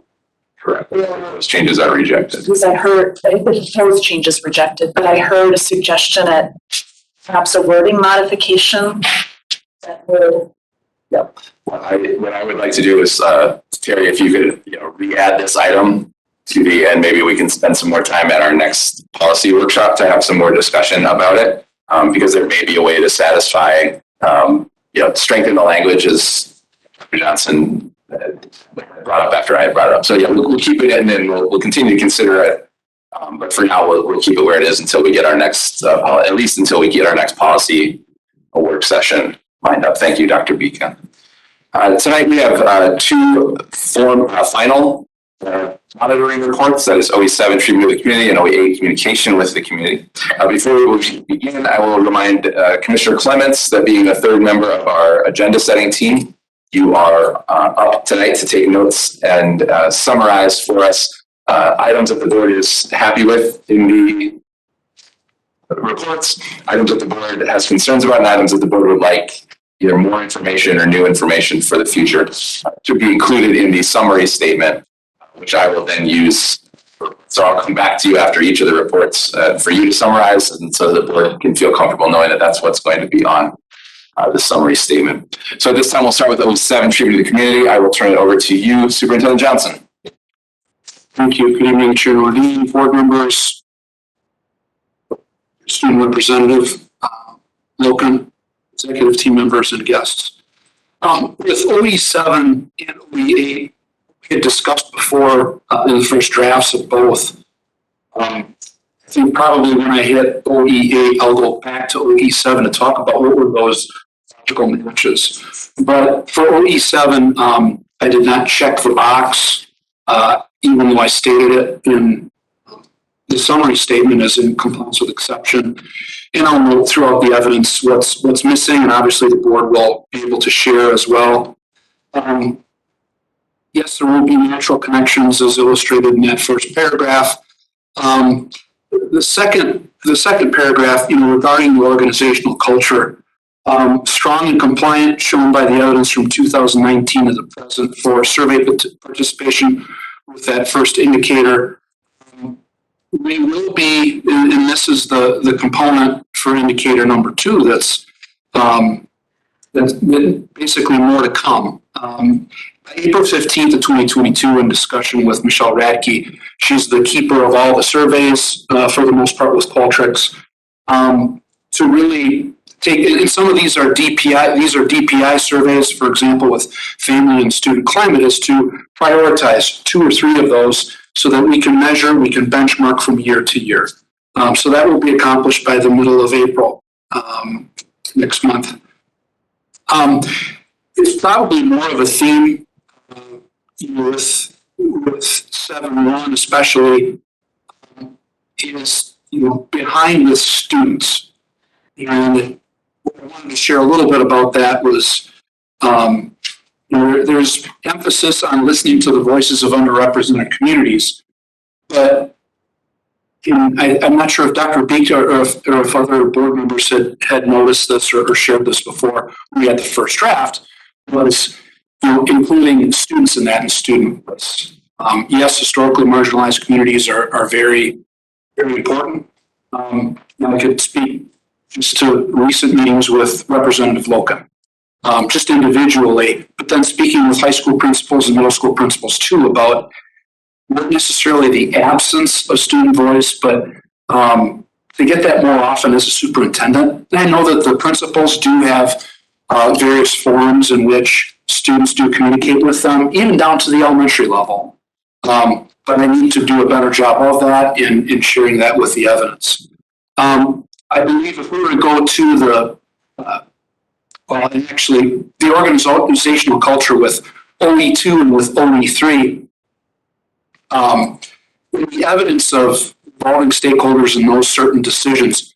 OE2, I'm proud of the work we're doing, yet for C, we're behind, and I acknowledge that. If we could skip down to indicator 2 for that, please, Terry. Again, I mentioned the responses. Prioritizing them will come next. Providing opportunities to include people in decisions that affect them. There are many, but then there are others that we can definitely improve. I talk about student voice. These are some of the major ones. With safe return to school, September 2021 to the present. Sharing that with families, but more importantly, the ESSER 3 surveys with the safe return to school and altering that. People had plenty of ideas and input on quarantines, safety measures, so on and so forth. And bottom line, we share that with the health department. We've gotten at least 850 respondents to that. And that was pretty good. And I think it was, that's a good start. To getting more information. We had completed this. We didn't have, this was before, obviously, March, but the future community input referendum sessions, we're excited about that opportunity and see how they go on, on Wednesday and then next Wednesday as well. If we go to 7.2, protecting confidential information, very similar a little bit to a past OE, but compliant there. Breaches of confidentiality. I hate to say just 1 for 1, but yes, that was completed for indicator 1 and indicator 2. Actually, 2 out of 3 thus far. There's one that's still under investigation, but I do believe that is compliant. For 7.3, effectively handling parent community complaints. If the board shares a little bit more or different with this, it's somewhat difficult. We would hear public comment, or you would hear board members over the past, I won't even say just this past year, but over the past 18 months. The Eau Claire Voice module and that mechanism for people to submit their either positive messages or areas of concern. That was one, I believe it was 409 submissions. It's kind of tough to go individually through my own emails as superintendent, but I did with the Eau Claire Voice. And what I had done quite often, or Nada Miski had done prior to Terry, we had substitutes come in like Patty Iverson, sharing that because they knew how to share that with principals. If it was a specific school concern, great. Maybe an enrollment concern, it went to Executive Director Kohl, for example.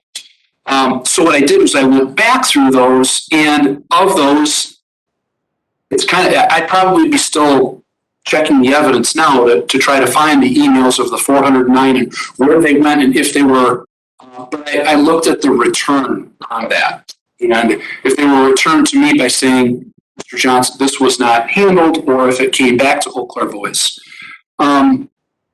So that's one way to do it, I guess. And if the board wants a little bit more, I know that we'll be able to share that. The board also does receive, with public comment, the board receives emails, and with community complaints, whether it's from students, staff, community members, doesn't matter, and then that's shared with me, or sometimes I'm included on it as well. For 7.4, timely flow of accurate, meaningful communication, seeking input from others and dialogue. I did not document each one of those meetings. This is just a sampling of over the past year, having these types of meetings with outside organizations. So anyway, that's compliance there, monthly meetings with those groups. Engaging the community stakeholders through the advisory councils for number 2, compliant with exceptions. I still think that can always be improved with discussion, not just a survey, because a survey can be somewhat empty. You don't have that dialogue. Those were some examples of some of the evidence this year. And again, one thing that's missing with that is a true student voice. Skipping down to 7.5, collaborative partnerships to advance our mission, compliant with exceptions. Looking through other districts, indicators for this, one of them is, public input, board meetings provided on policies and rules and procedures, and we have those here. Indicator number 2, again, you see that indicator throughout pieces of 7 and 8, which we'll speak of, compliant with exceptions. Especially with the last one, Excel, City of Eau Claire, UW Eau Claire, with the Energy Committee. I could share different things with the City of Eau Claire being part of their city manager interviewing process last year and this year as well. Skipping down to 3, average number of users reached by social media increases. While it may not be people's favorite modes of interaction, it's definitely from our stakeholders. That's how they follow some of the news. It's immediate. Sometimes it's just quite easy to engage. So we have the Facebook and Twitter followers. Terry Piper Thompson assisted us with that. This doesn't include the individual schools. If individual schools or departments have that type of, maybe a certain athletic department or music department or a school. We don't have the ability to do that. I didn't think that was appropriate for the evidence.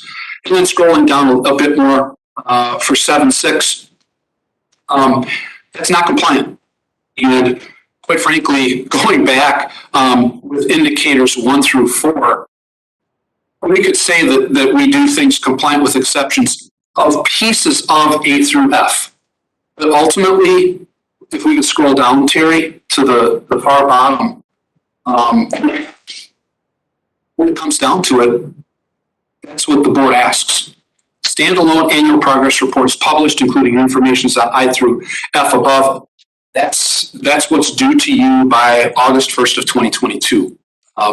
Has to happen at that time. We're still working on things. We haven't had a full year to complete our monitoring reports for 1 through 4. We're heavily from OE1 to OE14, I believe. So once that's complete this spring, that's pretty much my project for late June into July, is to get that ready for the on all A through F. So, and then 7 through 7, reasonable degree of personal presence at community events. The first indicator, not compliant. We set a target of 90% of news coverage is positive or neutral. We mixed with print media as well as TV media. We did put for evidence, the Golden Apple coverage is fantastic. We're not talking about that indicates the 90%, but really that's a tremendous benefit in partnership with the Public Schools Foundation and with the EAU. Media combined print and local television. We had Terry Piper Thompson assist, Melissa Martin assist on this, and Kim Potler's office. We took it for a calendar year, January to January, 76 positive, 37 neutral, 14 negative. So that's the percentage. It's not 90%, not compliant. So I got work to do. We look down the indicator 2. Consistently communicating information, messages about our progress, goals, initiatives.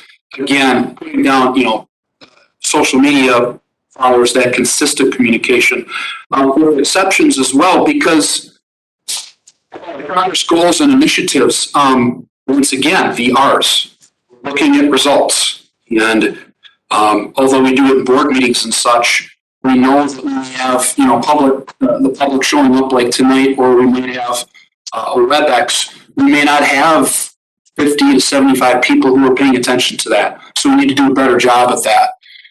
So again, compliant with exceptions. And then finally, community presentations, positive, informative communication, but also including the results when we get them and where we need to improve. But I've really enjoyed, Kiwanis Club, this past spring, Chamber of Commerce, very supportive Sunshine Club this past summer, CVTC, tremendous partner, various committees on there as evidence as well. So I think I took a little bit too much time with that one. I'll let the board speak now. Any comments and questions for Superintendent Johnson?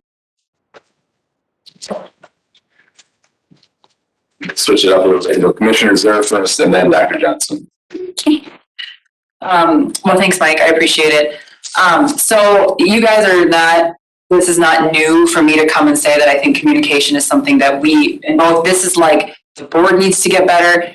And I think there's room for improvement, and I think that there's room for improvement here as well. And so what I want to say is that I have seen such an impressive change in a communication culture just in the short amount of time, Mike, that we've been lucky enough to have you. And I just want to say that the messaging that is going out, the amount of information that you are providing to the public in those, we do send out emails. I find it very thorough and just more frequent than we used to have, and I really appreciate that. So I think what we always need to look for is what are we doing really well, and where are our areas for growth, right? Because we're going to want to see reasonable progress and reasonable growth next year. And so in looking at that, I think, and you kind of pointed to this as, this, the non-compliance perhaps with 7.6. And I think 7.6F in particular just could be such a wonderful tool by which we sort of convey our restate or reinvest in our mission and our work for our community, so that we have a unified statement under which we all sort of operate, and about the work that we're doing over the coming year, or the things that we have accomplished, and then the goals that we're setting for ourselves, and including any additional opportunities or growth points where we, as a part of the leadership structure, I mean, the number of people in our community that are touched by the school district is substantial. And how do we use that leadership role to do, I became aware today that the school district had a hand in the Bias Inside Us exhibit coming to the Pablo Center. And I sit on the board, and I had no idea that the school district had anything to do with that. So, and maybe I didn't read a news article. I probably didn't read a news article. Sorry about that. But just like, could we have shared that? Could that have been something that went out to our community as an opportunity to learn about the importance of the work that we're doing? So just how can we sort of share more of the good work, provide more opportunities for our community to engage and join us in the work that we're doing? Because I think that our goals are high, and I'm happy to be doing them outside of COVID conversations for now. So, thanks. Thank you. Dr. Johnson.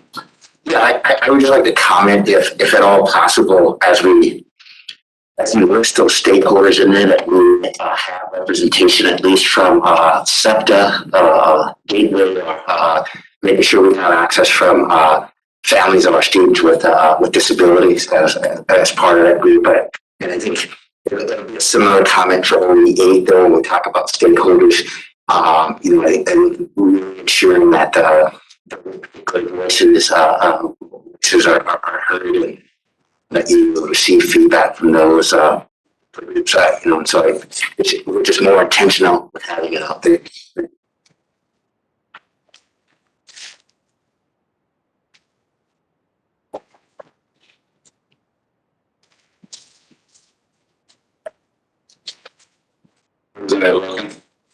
Not sure how to phrase this yet, but I possibly see the student representatives as a possible means for both distributing and gathering information, specifically within clubs at the high schools.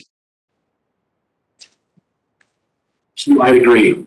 For example, the public doesn't know this, but the last 2-3 weeks of me, at North Iowa read for a half hour.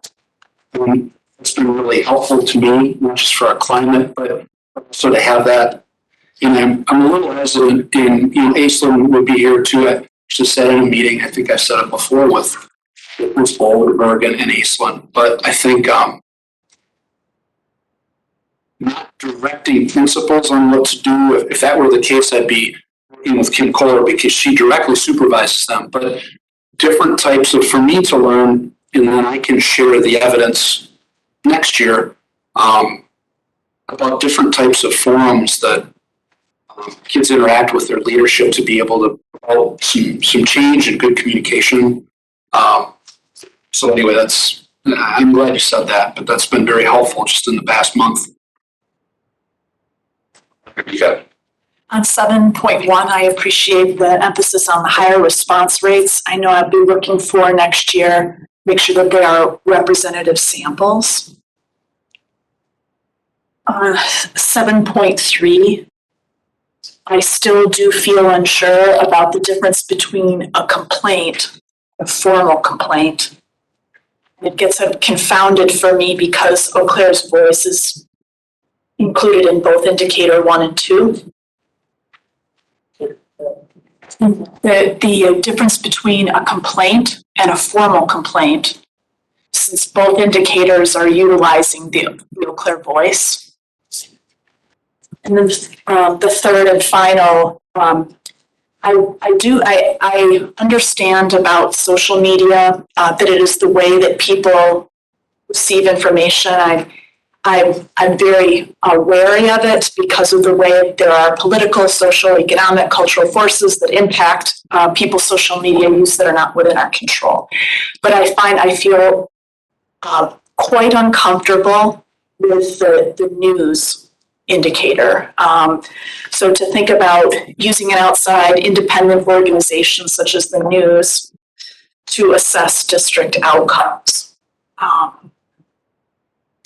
I think there's really tremendous subjectivity in that range. And I know I would be happiest if that were removed entirely, but I might say. Well, I can certainly be considered for next year's. Yeah. I mean, it could be considered, we could strike it from, I do want to jump in on so that because Mr. Yang, I believe you brought up some of the, in public comments, the math that's in there. The 76 positive, 37 neutrals, 113, 127 that are listed. That does calculate to me also at 88.97%. I wish I could say I didn't have to put it into my browser to do that, but I wanted to make sure. So is that 82.4 just a typo there, or is it? Are we counting something differently? The executive team's probably going to laugh back there, but remember system leaders? It was off by more than 6%. It was basically, and that's all my mistake. Okay. Then I will motion to amend the monitoring report to change that percentage there from 82.4 to 89%. Or that's because it rounds it 2 digits to 89%. So I will make a motion to amend the report to change that percentage to 89%. Is there a second?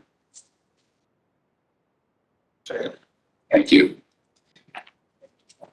Commissioner Clements. Do we need to make a motion to change the report as presented, given that it's Superintendent Johnson's material? You may be correct. I guess we may need to make a motion first to approve the report, and amend it within that motion.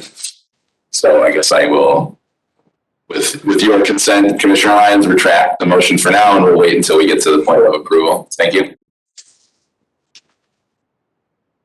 Any comments or questions for Superintendent Johnson? Hearing none, I would hear a motion to approve the report. Have a motion on the table first, and then I will make a motion to amend the report after. You add a second?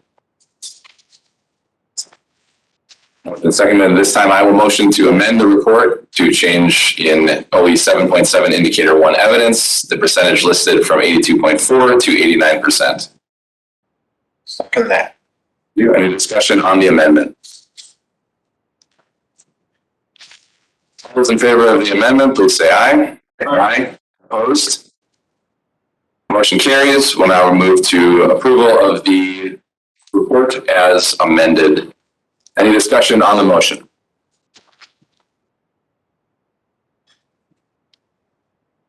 Hearing none, all those in favor, please say aye. Aye. Opposed?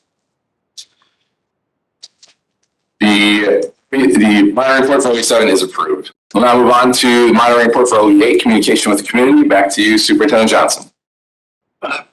Terry, when we get to OE8, like I said before in OE7, the drafts, I think all of you felt, or I had shared with all of you, that there were probably a couple of the 7-1, 8-1 things that mashed a little bit. So maybe we could combine these. So this is where I'll get into that a little bit. Terry, I tend to fall all over myself. I don't articulate it very well if I'm going through the summary. So we'll just get right in, if that's okay. I do through the evidence in compliance with exceptions. I did not check that box. If we could just go right down to 8.1. Thank you. That's perfect.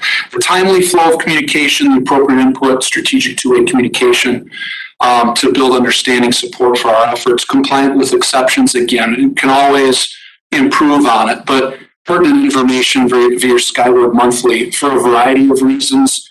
To start the school year, superintendent updates, a little bit more particularly January and February of this year with ESSER, 2 parts to it, the safe return to school, but also the funding part, and be transparent about that funding part. After we submit to the DPI by the 11th of March, to share just how, and we were able to break it down, the percentages with those surveys. What did students feel, or what did they believe was correct, or where would they have placed that funding? Staff, community members, parents. So it's all in there. Michelle Radke had gotten that done for us, so I'm anxious to share that in future with the public.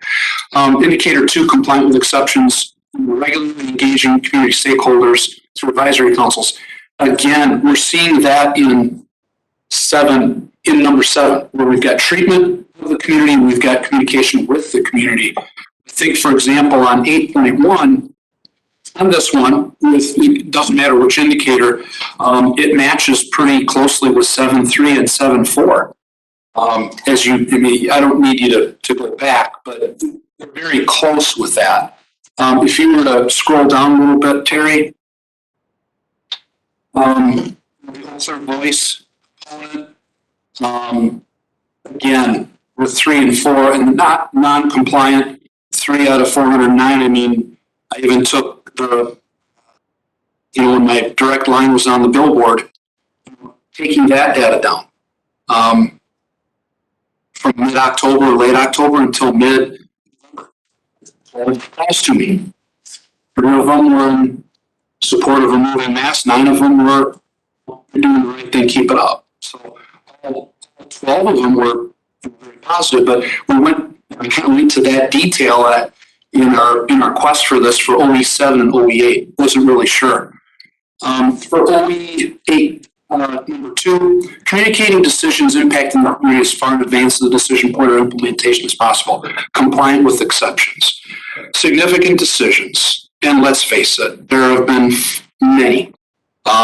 not one of them that everyone in this community agrees with, and I think we can all agree upon that. Dedicated information in our internal stakeholder communication as well as the district website. I look at, 11 months ago or 10 months ago, going back from hybrid to a 4-day week, safe return to school, the dashboard for COVID, our board meetings, ESSER surveys, mask mandate back from August and then from February. I think one of the things with, shall have dedicated information. Timing, I think we get to a little bit later. Compliant with exceptions. Indicator 2, impacting community that are significant, same types of things, but also wanting to share that good work, like the substitute teacher pay increase notification in November, when that went public, it impacts a lot in the community, which was able to help our students. And I think we're able to get by as best we could without having to go virtual for a school or a grade level. Compliant there with indicator 2, and all those things were placed on our website. Our ESSER hiring events that we've continued. Indicator 3, business meeting agendas, meeting materials minutes on the district website. We've seen that in a variety of those. Indicator 4, compliant, but yet when it comes to timing, I look at the mask mandate, the mask release on February 14th. And I told system leaders this, and I did share with some community members who asked, is that was a bit quick for a day in advance for especially our middle school students and their staff. I hated to do that. Looking back and reflecting on it, high school students it wasn't as much, but yet I still think staff seem to be a little bit underprepared. That's not their fault. That's their responsibility. If I had to do it all over again, I would have done it the Thursday before, like I shared with the board and sharing with the public right now, like a few other districts had done. Giving the elementary close to a week or 6 days to prepare. Routines are extremely important. We knew that through subbing. Didn't know that before. Routines are really important. But I think that's something that in getting feedback from the community and from our staff a little bit, as well as some principals, that's something with timing that's my responsibility. I think I made mistakes there. OE83, incorporating structures designed to communicate with marginalized communities, seek input from a diverse array of voices, compliant with exceptions, can always do more. I put examples down of evidence with non-PTA, the EAT committee, equity steering, ESSER 3 surveying, underrepresented populations where we went out in person. Non-PTA being a prime example. I did not put other examples on, like Dr. Johnson had mentioned before, about, let's just say, power positive students, or power of perception, POP program. I think another would be the Gateways program. Been involved in a couple major meetings with promotion of that program too, but that's just some of the evidence, especially some evidence lately with that. Again, students are missing. No. I did have a chance to meet with some Hmong students at the Hmong PTA meeting that we had at North Star a little while back. Power perception, taking part in their, is it Shark Tank? That was a lot of fun, but those are the types of things that we need more of, or I need more of as superintendent. Indicator 2, if we could scroll down. I'm sorry, there was just one for that one. With 8.3, it matches very closely with 7.1 in our previous with treatment of community, and it also matches with 7.5. So OE1 and OE3 could basically, for the most part, be interchanged or molded together. Frankly, for communication strategy for district to improve our communication practices throughout the district. Compliant with exceptions, but I'm very proud of the work that we've done. Maintaining an online presence. Yes. Indicator 2, regularly disseminating correspondence to families and other community groups. The COVID updates, the superintendent updates, crisis communications, safe return to school, ongoing. I mentioned a little bit before about the masking part, where it'd be perfect if I would have announced that on February 9th or February 10th. I pointed to Marshfield, pointed to Stevens Point was after us, but the Thursday, Monday was kind of a nice opportunity. But looking at indicator number 3, seeking the input of others, board members, people can respond to us. They respond to us often. Social media comments, direct messages open to our input. Our messaging and call to email staff with certain questions in the Eau Claire voice. Again, internal, external, indicator 3 can always do better. Number 4, this is where I think we're really starting to, get some. I think it was the first 100 days I wanted to meet with 100 people. That's part of my plan when the board had interviewed me. It was 2 years ago this week. Seems like yesterday, it seems like 10 years ago. But one of the things that from 3 or 4 of my mentors was, you got to get to know the pulse of the district. So reaching out to our system leaders, they call them that now, but the administrators, the people who work here, select staff members across the district and some people around the community. And because of COVID, I didn't get to meet everybody personally, but I don't know, probably 75 people. And I shared that report with all of you in closed session. Ultimately, I'm proud of the work that we've done because I heard from people that, staff members and families both shared with me. Sometimes the media knew about things before we did. And, if you're a principal at the store and you've got someone coming up to you and say, hey, or a parent, hey, I heard about this and you didn't know as a principal, as I see a couple of principals here, that's embarrassing. And I don't like that feeling either. And I didn't as a principal, and I know our staff don't. Our staff feel the same way if parents are informed about something beforehand. So if there is that situation, we inform the staff, well, here's the reason why. We're going to have these, referendum information sessions that are really coming to you, and we want your specific feedback as well. That's an idea. But I've been very clear, and I hope executive team and the board members and our ECA leadership groups, the order is school board needs to know first about major information. Next would be executive team, then it goes to system leaders, then it goes to all staff, then it goes to families. I consider our families the district, where some had cut it off as staff. I put media to the side, but the district updates that our offices put out for our staff on Mondays do help. Principals newsletters, there's a lot of information on that.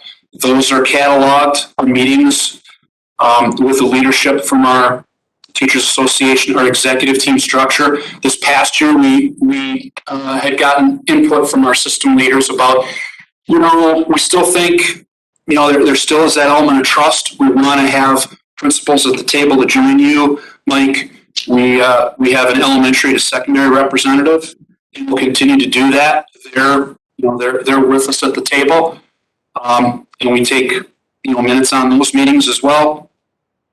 And I think that's been a positive. We'll rotate that out every year. This year it's Luke Stordahl and Trevor Kohl. We'll ask for some volunteers for next year. I think it's the right thing to do, just because there's that perception. We want to eliminate that. From 9 to 9:30 every Tuesday, we talk about the board meeting and then upcoming board meetings.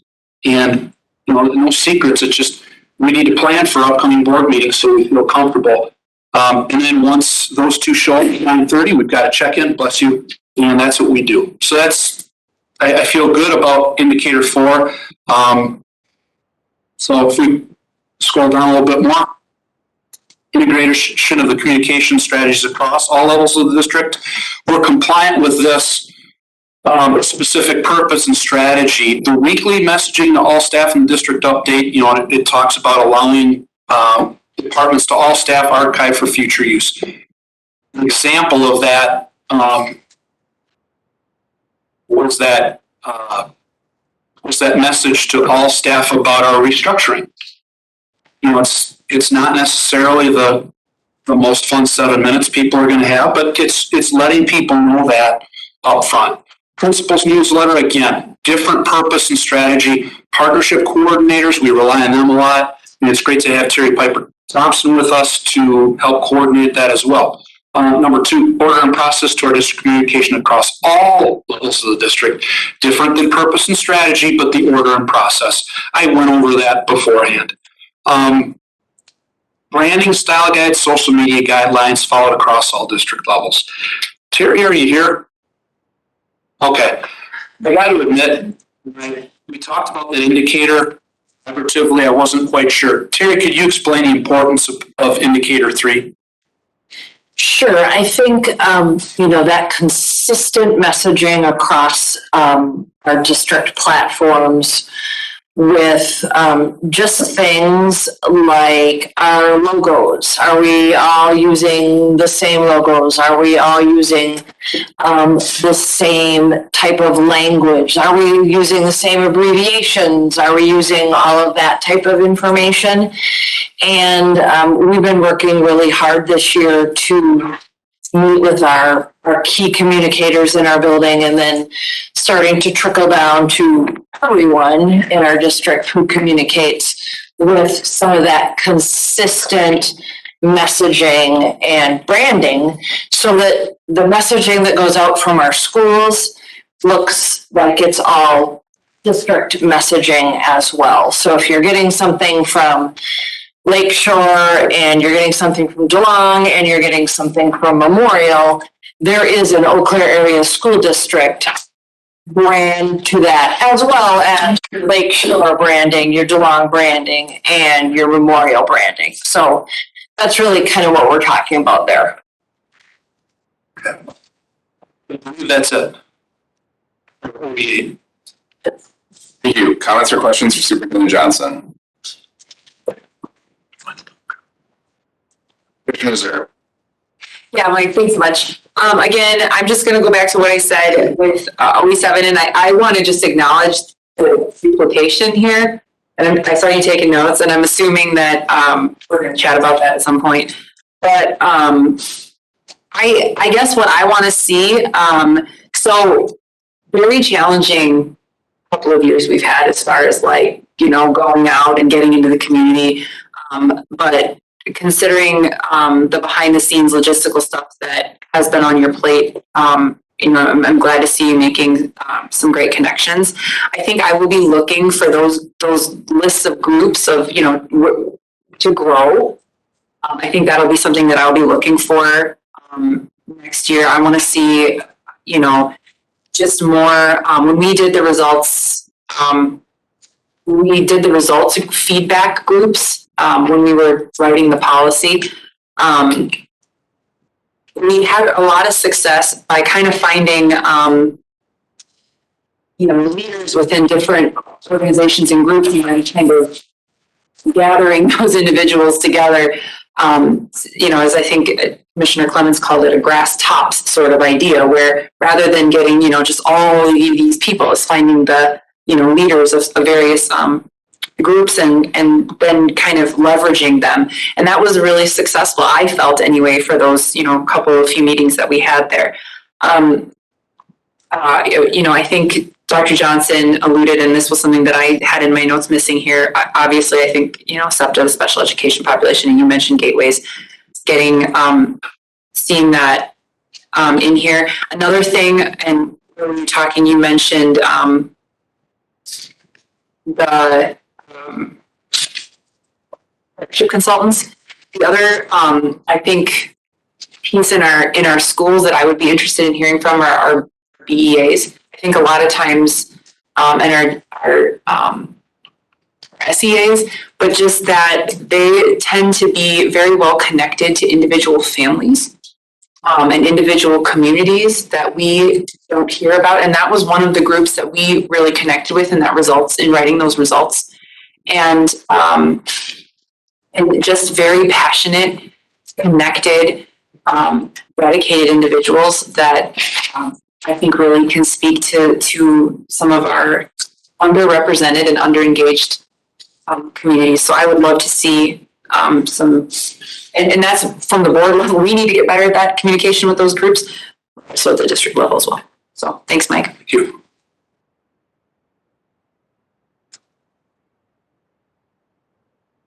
So commissioners, I'm sure you'll remember from our session on the 14th that one of the items that the board sort of agreed to work on was the redrafting 7 and 8 into, I understand, into a single policy. And I know Dr. Beacon and I agreed to work together on that. Superintendent Johnson, we're certainly going to pull you in because having gone through the process of putting it together, we'll use these, and I think they're obvious. So that will be a policy adjustment that comes up in the future, is combining 7 and 8 into just OE7 and trying to remove some of that duplication. I think we've tried to err on the side of having more specifics, but recognizing now as we've moved through this process that there are plenty of ways that we can reduce it down. And I think, and I know I gave encouragement with the first draft of these to Superintendent Johnson to, look for those duplications and see what you can slim out of here for us, even in this process. So as we move forward tonight with this approval, we know that next year the report and the policy will look presumably different. We'll have to work, do obviously drafting and then some board work to get it to a place where we all feel good about it. But attempting to slim this down to remove some of that duplication. Other comments or questions? Otherwise, I would hear a motion to approve OE8. So moved. Second. Any discussion on the motion? All those in favor, please say aye. Aye. Opposed? OE8 is approved. At this time, I will turn it over to Commissioner Clements to go through both OE7 and 8. You'll forgive me for not stopping in between 7 and 8 individually. Just to go over what you have for summary to make sure that I get the summary statement on the items. And Terry, of course, with that amendment to OE7, just go ahead and make that change for the final report.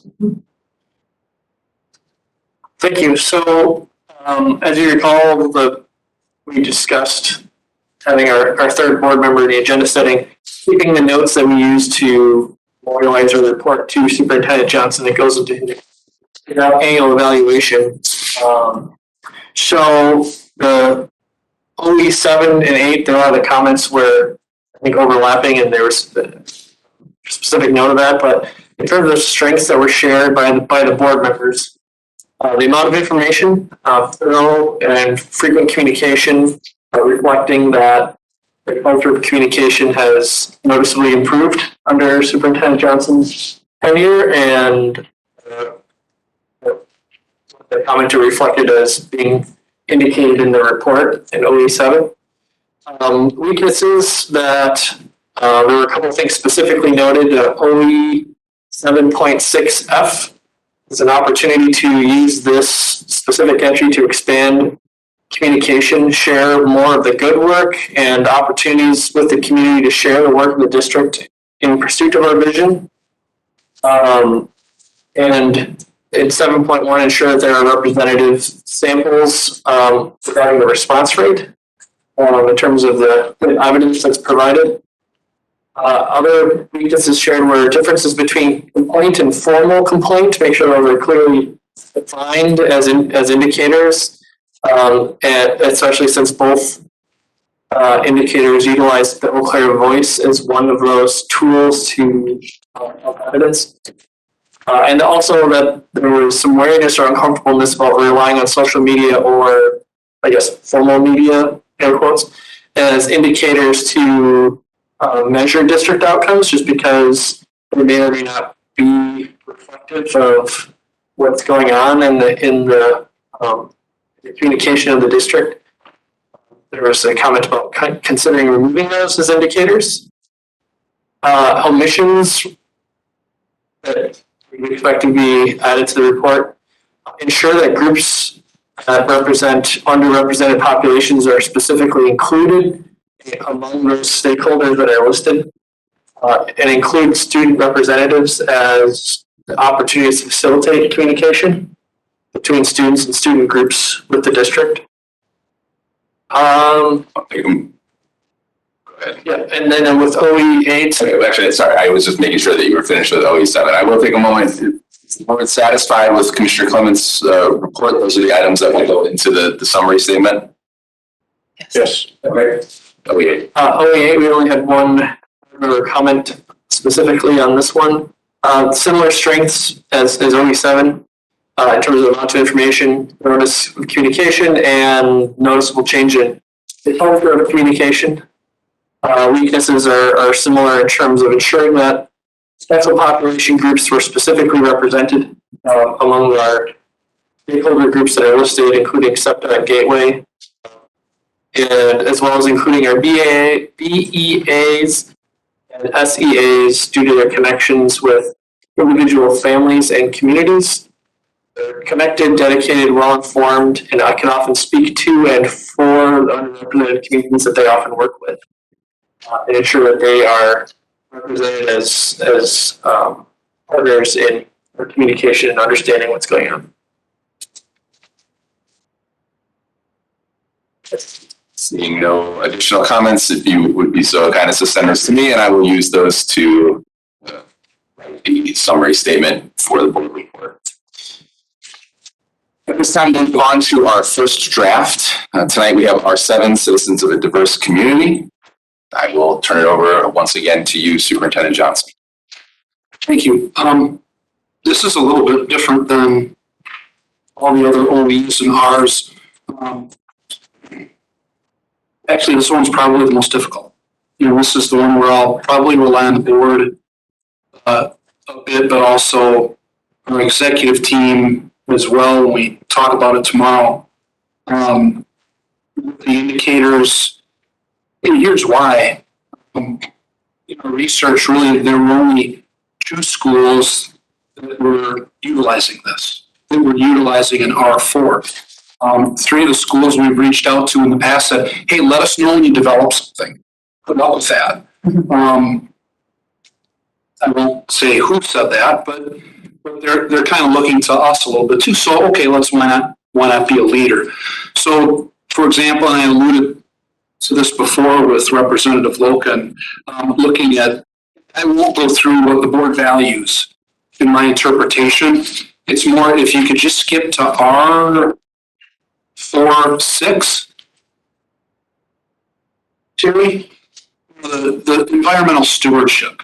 And basically with all of these, you know, R4-1 through 6, and Dr. Johnson, I think about this a lot. You shared it with us, Erica, you shared it with us, our executive team back there. This is a lot of work on our staff.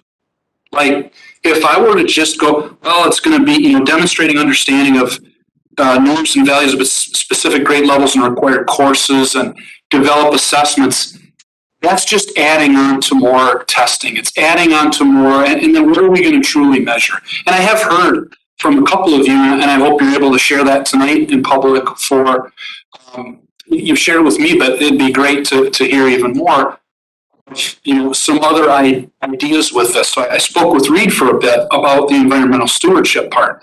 You know, with indicator 1, we thought, you know, there's a club at the high schools. Don't necessarily want to force it down the throats of the, you know, of the middle schools, but yet, you know, organized, it's engaged, and it's results-based. They're doing something really cool for the community. And to be able to share that in the future. The second indicator, standards and activities, you know, in our curricula, where students learn and demonstrate that stewardship. And that's where we can use the help of the, you know, teaching and learning department by, you know, not exactly every school, every grade level, every course, but you know, we can have that covered, and we can ensure that if you're in 3rd grade or 2nd grade, this is where you're going to get that component. If we go to 3rd and 4th indicator, or actually the 3rd indicator, you know, Reed, this is a little different than what we talked about. And I think it's because when I went to others, I think the stress it could put on our staff, our administrators to have to, you know, treasure what we measure. Well, if we measure what you and I discussed, so I altered it a bit. So it's, you know, if we start treasuring everything, we won't be able to do that. We'll burn people out. But I think having an opportunity to participate like in annual projects in some type of American stewardship at each grade level or school. So then, everybody, all principals will be able to share that with us. Well, what's the project this year at Flynn, or what's a certain grade level doing over at, or maybe the school doing at Mans, for example, or at Montessori. Instead of, okay, we've got to go by each class and each teacher, and you got to have it done by this time and on this week, and if not, well, what's going to happen? That's a stress that I don't think our administration and our teachers can really handle. And I think the kids would feel it too. So going back, if we could go back to 4.1 with the indicators, there's a little bit more of that throughout. So, valuing and respecting diverse cultural norms and values. The clubs, what I learned from students and I learned from our principals, the ESSER 3 survey, we shared those with different groups, Black Student Union, Men's Student Group, AVID students at South, for example. I mean, those are all examples of, those would be getting that type of an indicator, getting their input. Those types of clubs, that's what excites me about, we move the needle on the achievement gap where most students feel engaged. Standards activities at all grade levels, where kids learn about diverse cultural norms and values, and then they'll demonstrate an understanding of it. So that, that would be teaching and learning part where we talk about that, what type of evidence we could gain. And then 4.2, I guess the same types of items as 4.1, communication effectively. Number 2, going way back to my English language arts days, and effective communication, grade level specific units of study and select courses. 3rd and 4th, ability to listen, comprehend, respect different viewpoints at each grade level, and the same for evaluating information at specific grade levels, because at some points, K5 or K2, maybe not as much so. 4.3, understanding and engaging rights and responsibilities of a just democratic society. Again, looking to our curricula, the high school civics exam, I think that was a bit in R2 as well. We saw that in a couple different other districts using the high school civics exam. If we move to 4.4, responsibility for their own actions. And I know that, organized effort at our schools, positively impacting school, greater community, organized, engaged, results-based social justice club or similar structure at our high schools. 4.5, understanding and displaying ethical behavior. Student discipline data, we can go back. Obviously, 2020, it's going to be very different. 2021 is going to be very different too. But if we were to take 2018, if possible, 2019 as some benchmarks, and then this year as well, decreasing from the previous year at all grade levels. Got to tell you, with that indicator, I think from 19 jumping now to this year, it's going to be elevated. This pandemic was very rough on students and families. We're seeing that. We're seeing that with our employees as well. It was difficult. The second indicator with bullying, harassment, in that category, decreasing from previous school year. And then the third, the ability to share input and voice and behavioral expectations and policy. Rules before relationships leads to rebellion, I was once taught at the university. And I think that's far better than what I was once told is don't smile until November. If you're that teacher, to be real tough on kids to start with. But when you engage students, even in the routines, we do have elementary principals back there, we engage students in the operations and in the routines and the expectations. I think we all benefit. But having opportunities where kids can share the input and voice does help. And then the last, like I had shared before about the environmental stewardship. So those are some examples of some of the indicators. Love to hear from the board right now. This was the most difficult because there just wasn't really that much out there. So, I'd like to hear from you. Thank you, Superintendent Johnson. Dr. Johnson, and then we'll go to Commissioner Zerk. Yes, thank you for putting this together. I have a couple concerns that I think that should be addressed and considered some rewording. So R4 1, and then wherever you have value is an action, and it's perceived differently by the intended audience. So when you consider a reword, for me would be if we're assuming indicator 2, and you spoke of earlier. I hope that as your executive team is trying to derive indicators, these are not in addition to. These should be indicators that are readily available, already being done by our teachers. To not actually maximize work, but demonstrate competencies as it relates to cultural. There's literature available about what does a demonstrated competency look like. So, but value is an action, and it's perceived differently depending on the audience. And I guess for me, I would me personally, I think we should, given kind of we've seen in terms of community concerns, value systems are different.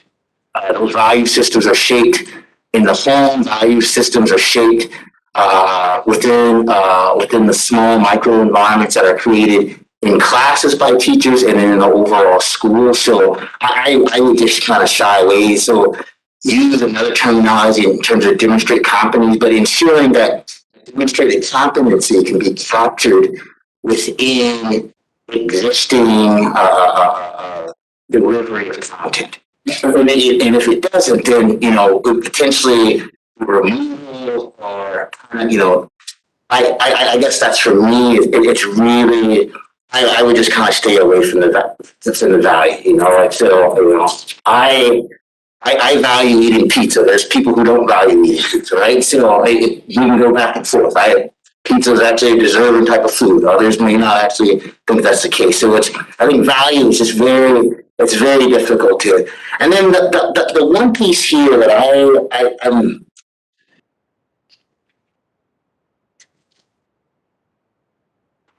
I've been struggling with this all day. I could not support the inclusion of R4-5 indicator 1 as it pertains to student discipline data. If, given our history in our particular district, that student discipline data may not actually be the result of actually behaviors of our students. It may be the result of biases within our particular staff and our training. And our data demonstrates an overrepresentation of marginalized groups being, and so left at its current form, unless there's another indicator or it's reworded, I would not be comfortable. Because when I read indicator 1, that puts the discipline aspect on the student without actually accounting for some, like I said, historic pieces that exist in our particular district as it relates to the period. But I really think this is a good start overall with kind of having these areas. It's one of those things where I have a couple of emails from some teachers now. It is really steering clear of this idea of additional work. And so hopefully these indicators, as we, they're artifacts that student orgs could present. And maybe it's what student orgs what have they done within their own schools, right, to promote their student org. That's an artifact. And that potentially would work. But hopefully in those indicators where it specifically says that and our curricular, it's existing information that's already there that does not increase expectations or workload for our teachers. But so those are my comments. But yeah, that R4-5 indicator one is, yeah, it's a troubling piece. For me, I get it, but I guess the question I would ask though is, what's responsible for the decrease? I mean, specifically, does that decrease account for those overrepresented groups that have been identified in the past? And so, if no artifacts there to be able to really dig deep in it, indicator one, for me, is not as influential in terms of moving the needle. Thank you. Thank you, Dr. Johnson. Commissioner Zur. All right, I've got a few things. I'm gonna try. I'm tired, so let's see how I get through this. The first thing I want to do is when I read through this and I looked at the indicators, I could feel the struggle. Like I could feel like it's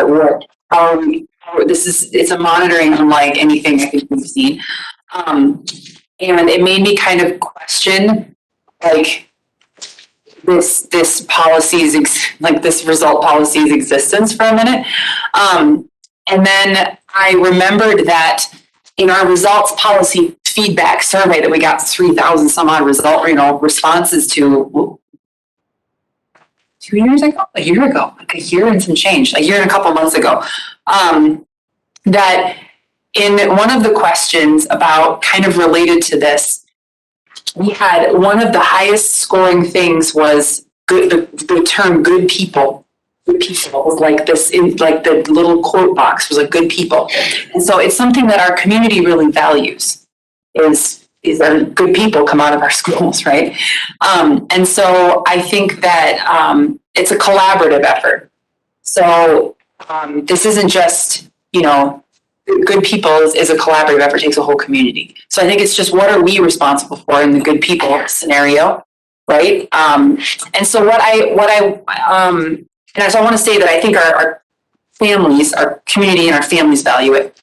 I think in my professional life, when I sit down and I talk to tons of these high-powered business leaders and I ask them in front of kids, because that's my job, is to ask them in front of children, what do you look for? Like, what do you want in an employee? What do you hire?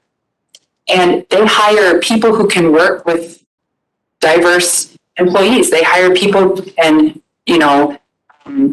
make good decisions and can take into account a lot of different factors before they make those decisions. So, there's a lot of things here that feed, again, that good people, right? So I think a lot of this probably comes down to our guaranteed and viable curriculum, right? Where are those elements within what we are doing already? Or perhaps maybe it's not there, but maybe we're building it out. But where are we, where is demonstration of communication? Where is that, you look at like the AP structure, right? And what AP values and how they structure coursework. Like it's kind of already there, Mike.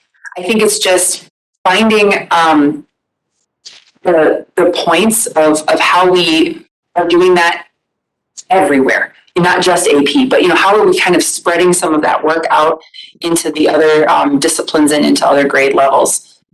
There was another thing that perhaps I wanted. So I think that there is opportunities for district leadership, and I'm just going to go the environmental stewardship one because I think the fact that you went to it first says you're struggling with it. But I think that there's possibly some opportunities for us to, we put solar panels on our school buildings, right? How are we involving students in education around that? Do we have any opportunities for, there's a waste company that composts. Do we have an opportunity to educate students? I mean, in my little pre-K classroom a couple of years ago, we started composting and we had a little sign and the kids, it's compost, So I think that there's lots of opportunities to start, and I hear the complaint of let's not do anything new. Where are we kind of perhaps making those strides, increasing that awareness, and how can we keep that moving forward? How can we have progress there? So I don't think you have to overthink it, think it's just that universality component of where it's at in the curriculum. I think that is what will be important to see. That's not very specific, maybe not very helpful. That's what I got. Thank you.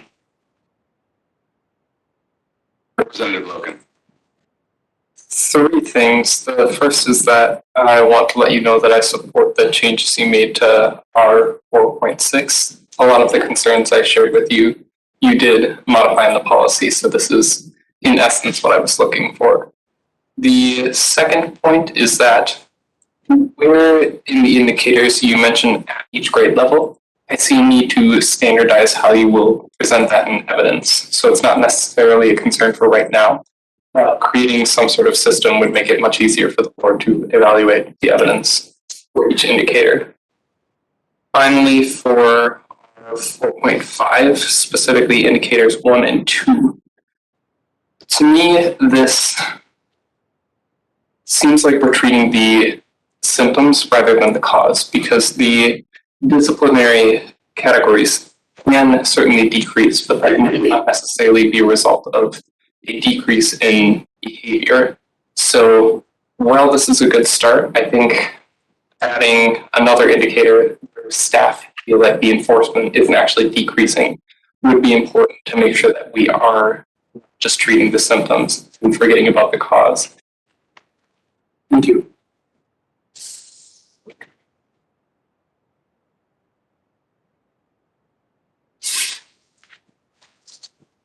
So I sent a fair amount of feedback to Superintendent Johnson via email about that. One of the things, thank you, Dr. Johnson, for bringing up the issues with indicator 1. I think one of the things that I said on the whole entirety of the ethical behavior item is that ethical behavior is more than just staying out of trouble. And I think that we really need indicators. And I agree that I think that we have a lot of these things present in our schools at the point that as things grow, I think we should just use the natural things that come out of that. So what I think I'm hearing relative agreement from the board is we don't, make up new tests or make up new assessments for these things, but to show us where it is happening. And if there are areas where it is not happening, then of course, we should think about how are we going to address it while respecting the work that our already overworked staff is doing. I do think that the ethical behavior is larger than simply staying out of trouble, and we need something to show where are we giving students positive opportunities to demonstrate ethical behavior. This is bigger than that. And I really think that this result policy is an opportunity for you, staff, to go in your vision.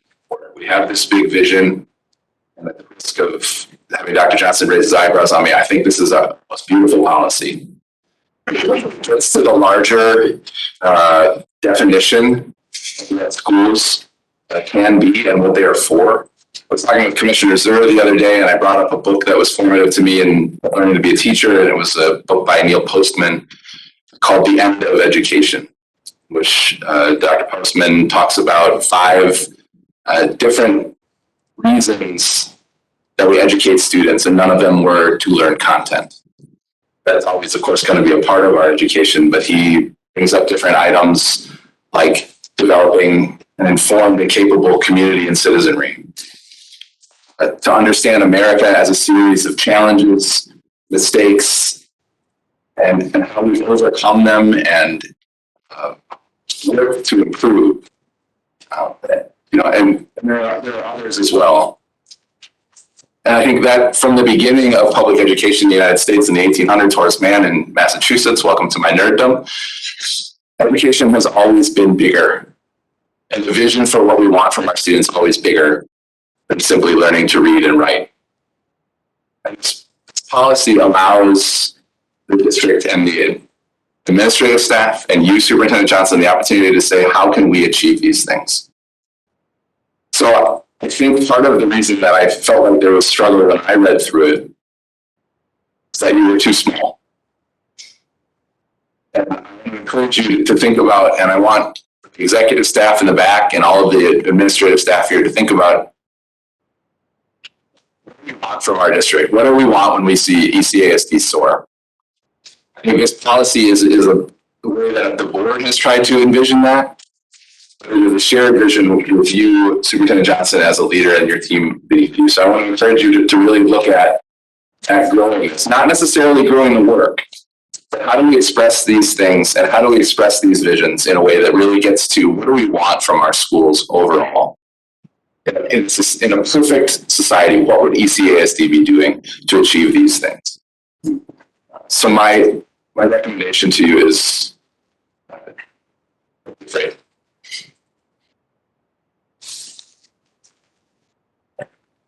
There's somebody else do the math. Well, don't be afraid to use a calculator either. I think a lot of these don't necessarily need to be numerical indicators all the time. We can demonstrate that the student organizations exist and that they're doing these things, and that is a positive thing. We don't have to, for everything, where we can show growth, that's great. But some of the things are just, we have this opportunity in our school. I want you to have in the evidence somewhere our new class that comes out, I believe, next year in our high schools that's specifically related to green energy and is tied directly into our solar panels, our schools, and the way that we're tying into them. I'm very excited when I went through with my son who's about to enter high school and tried very hard to convince him to add that in to his plan. We'll see if it happens here over the next 4 years.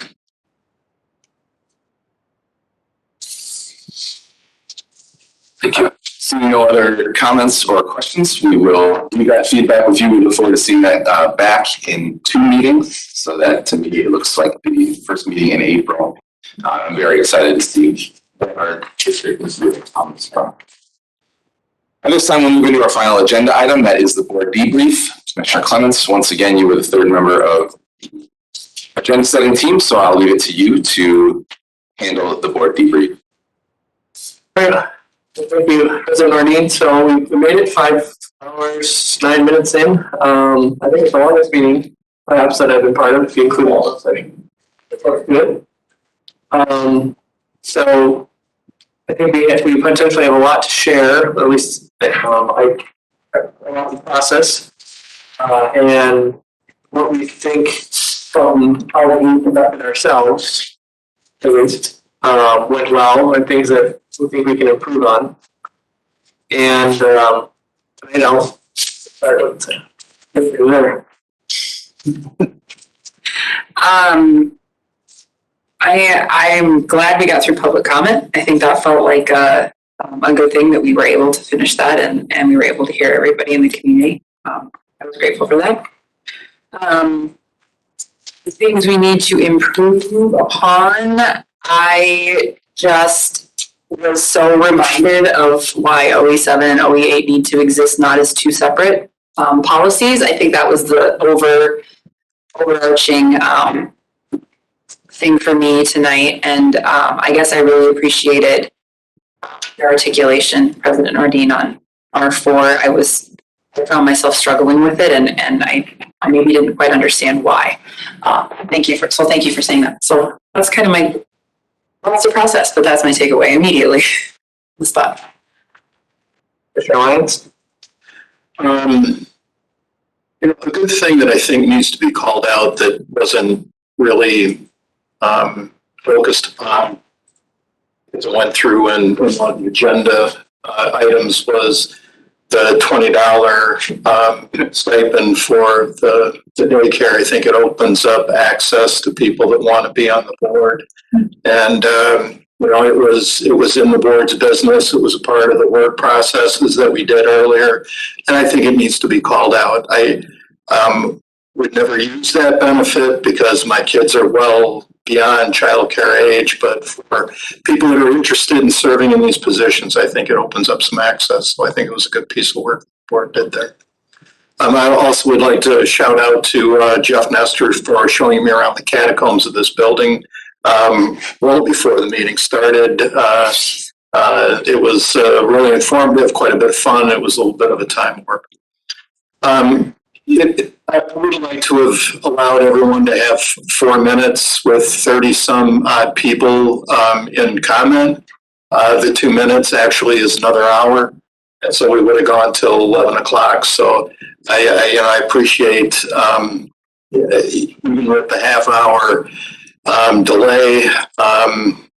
That people kind of sped up the comments and I do appreciate that because I need to get home myself. There's got to be some order in being able to have meaningful dialogue, and I think we did have that today. That's it. Commissioner Johnson? Things that, things that we have to improve on, and I will just, my focus is on, governance culture, here, and specifically that, government commitment, down for B and C, communicate with one another effectively, and then practice professional, meeting decorum. In light of kind of how, in light of kind of the topics that were discussed in closed session, how we managed to navigate that. I think we were definitely making progress. And then navigating the initial situation that started off our meeting, and then to continue that level of decorum to get the work done. So I think it was both a positive and something that we could continue to work on in terms of that governance culture for 2, 4, B, and C. I'm very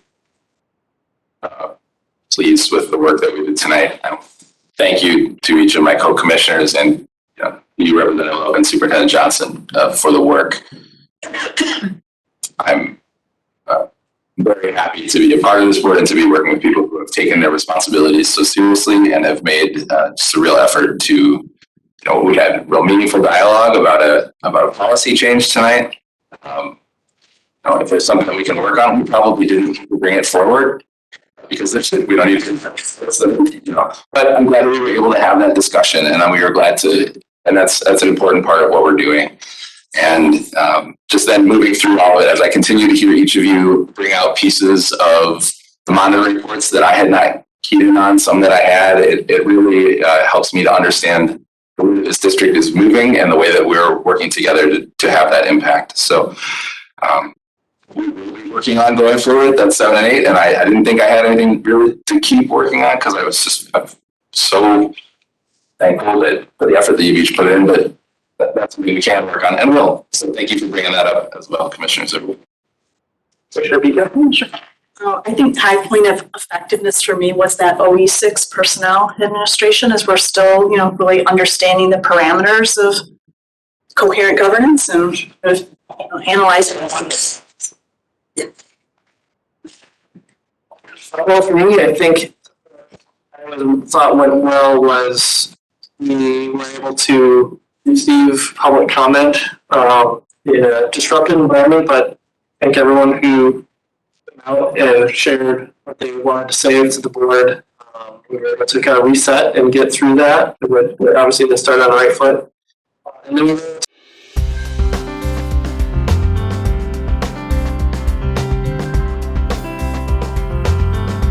This program was brought to you by a cooperation between Newsworks and the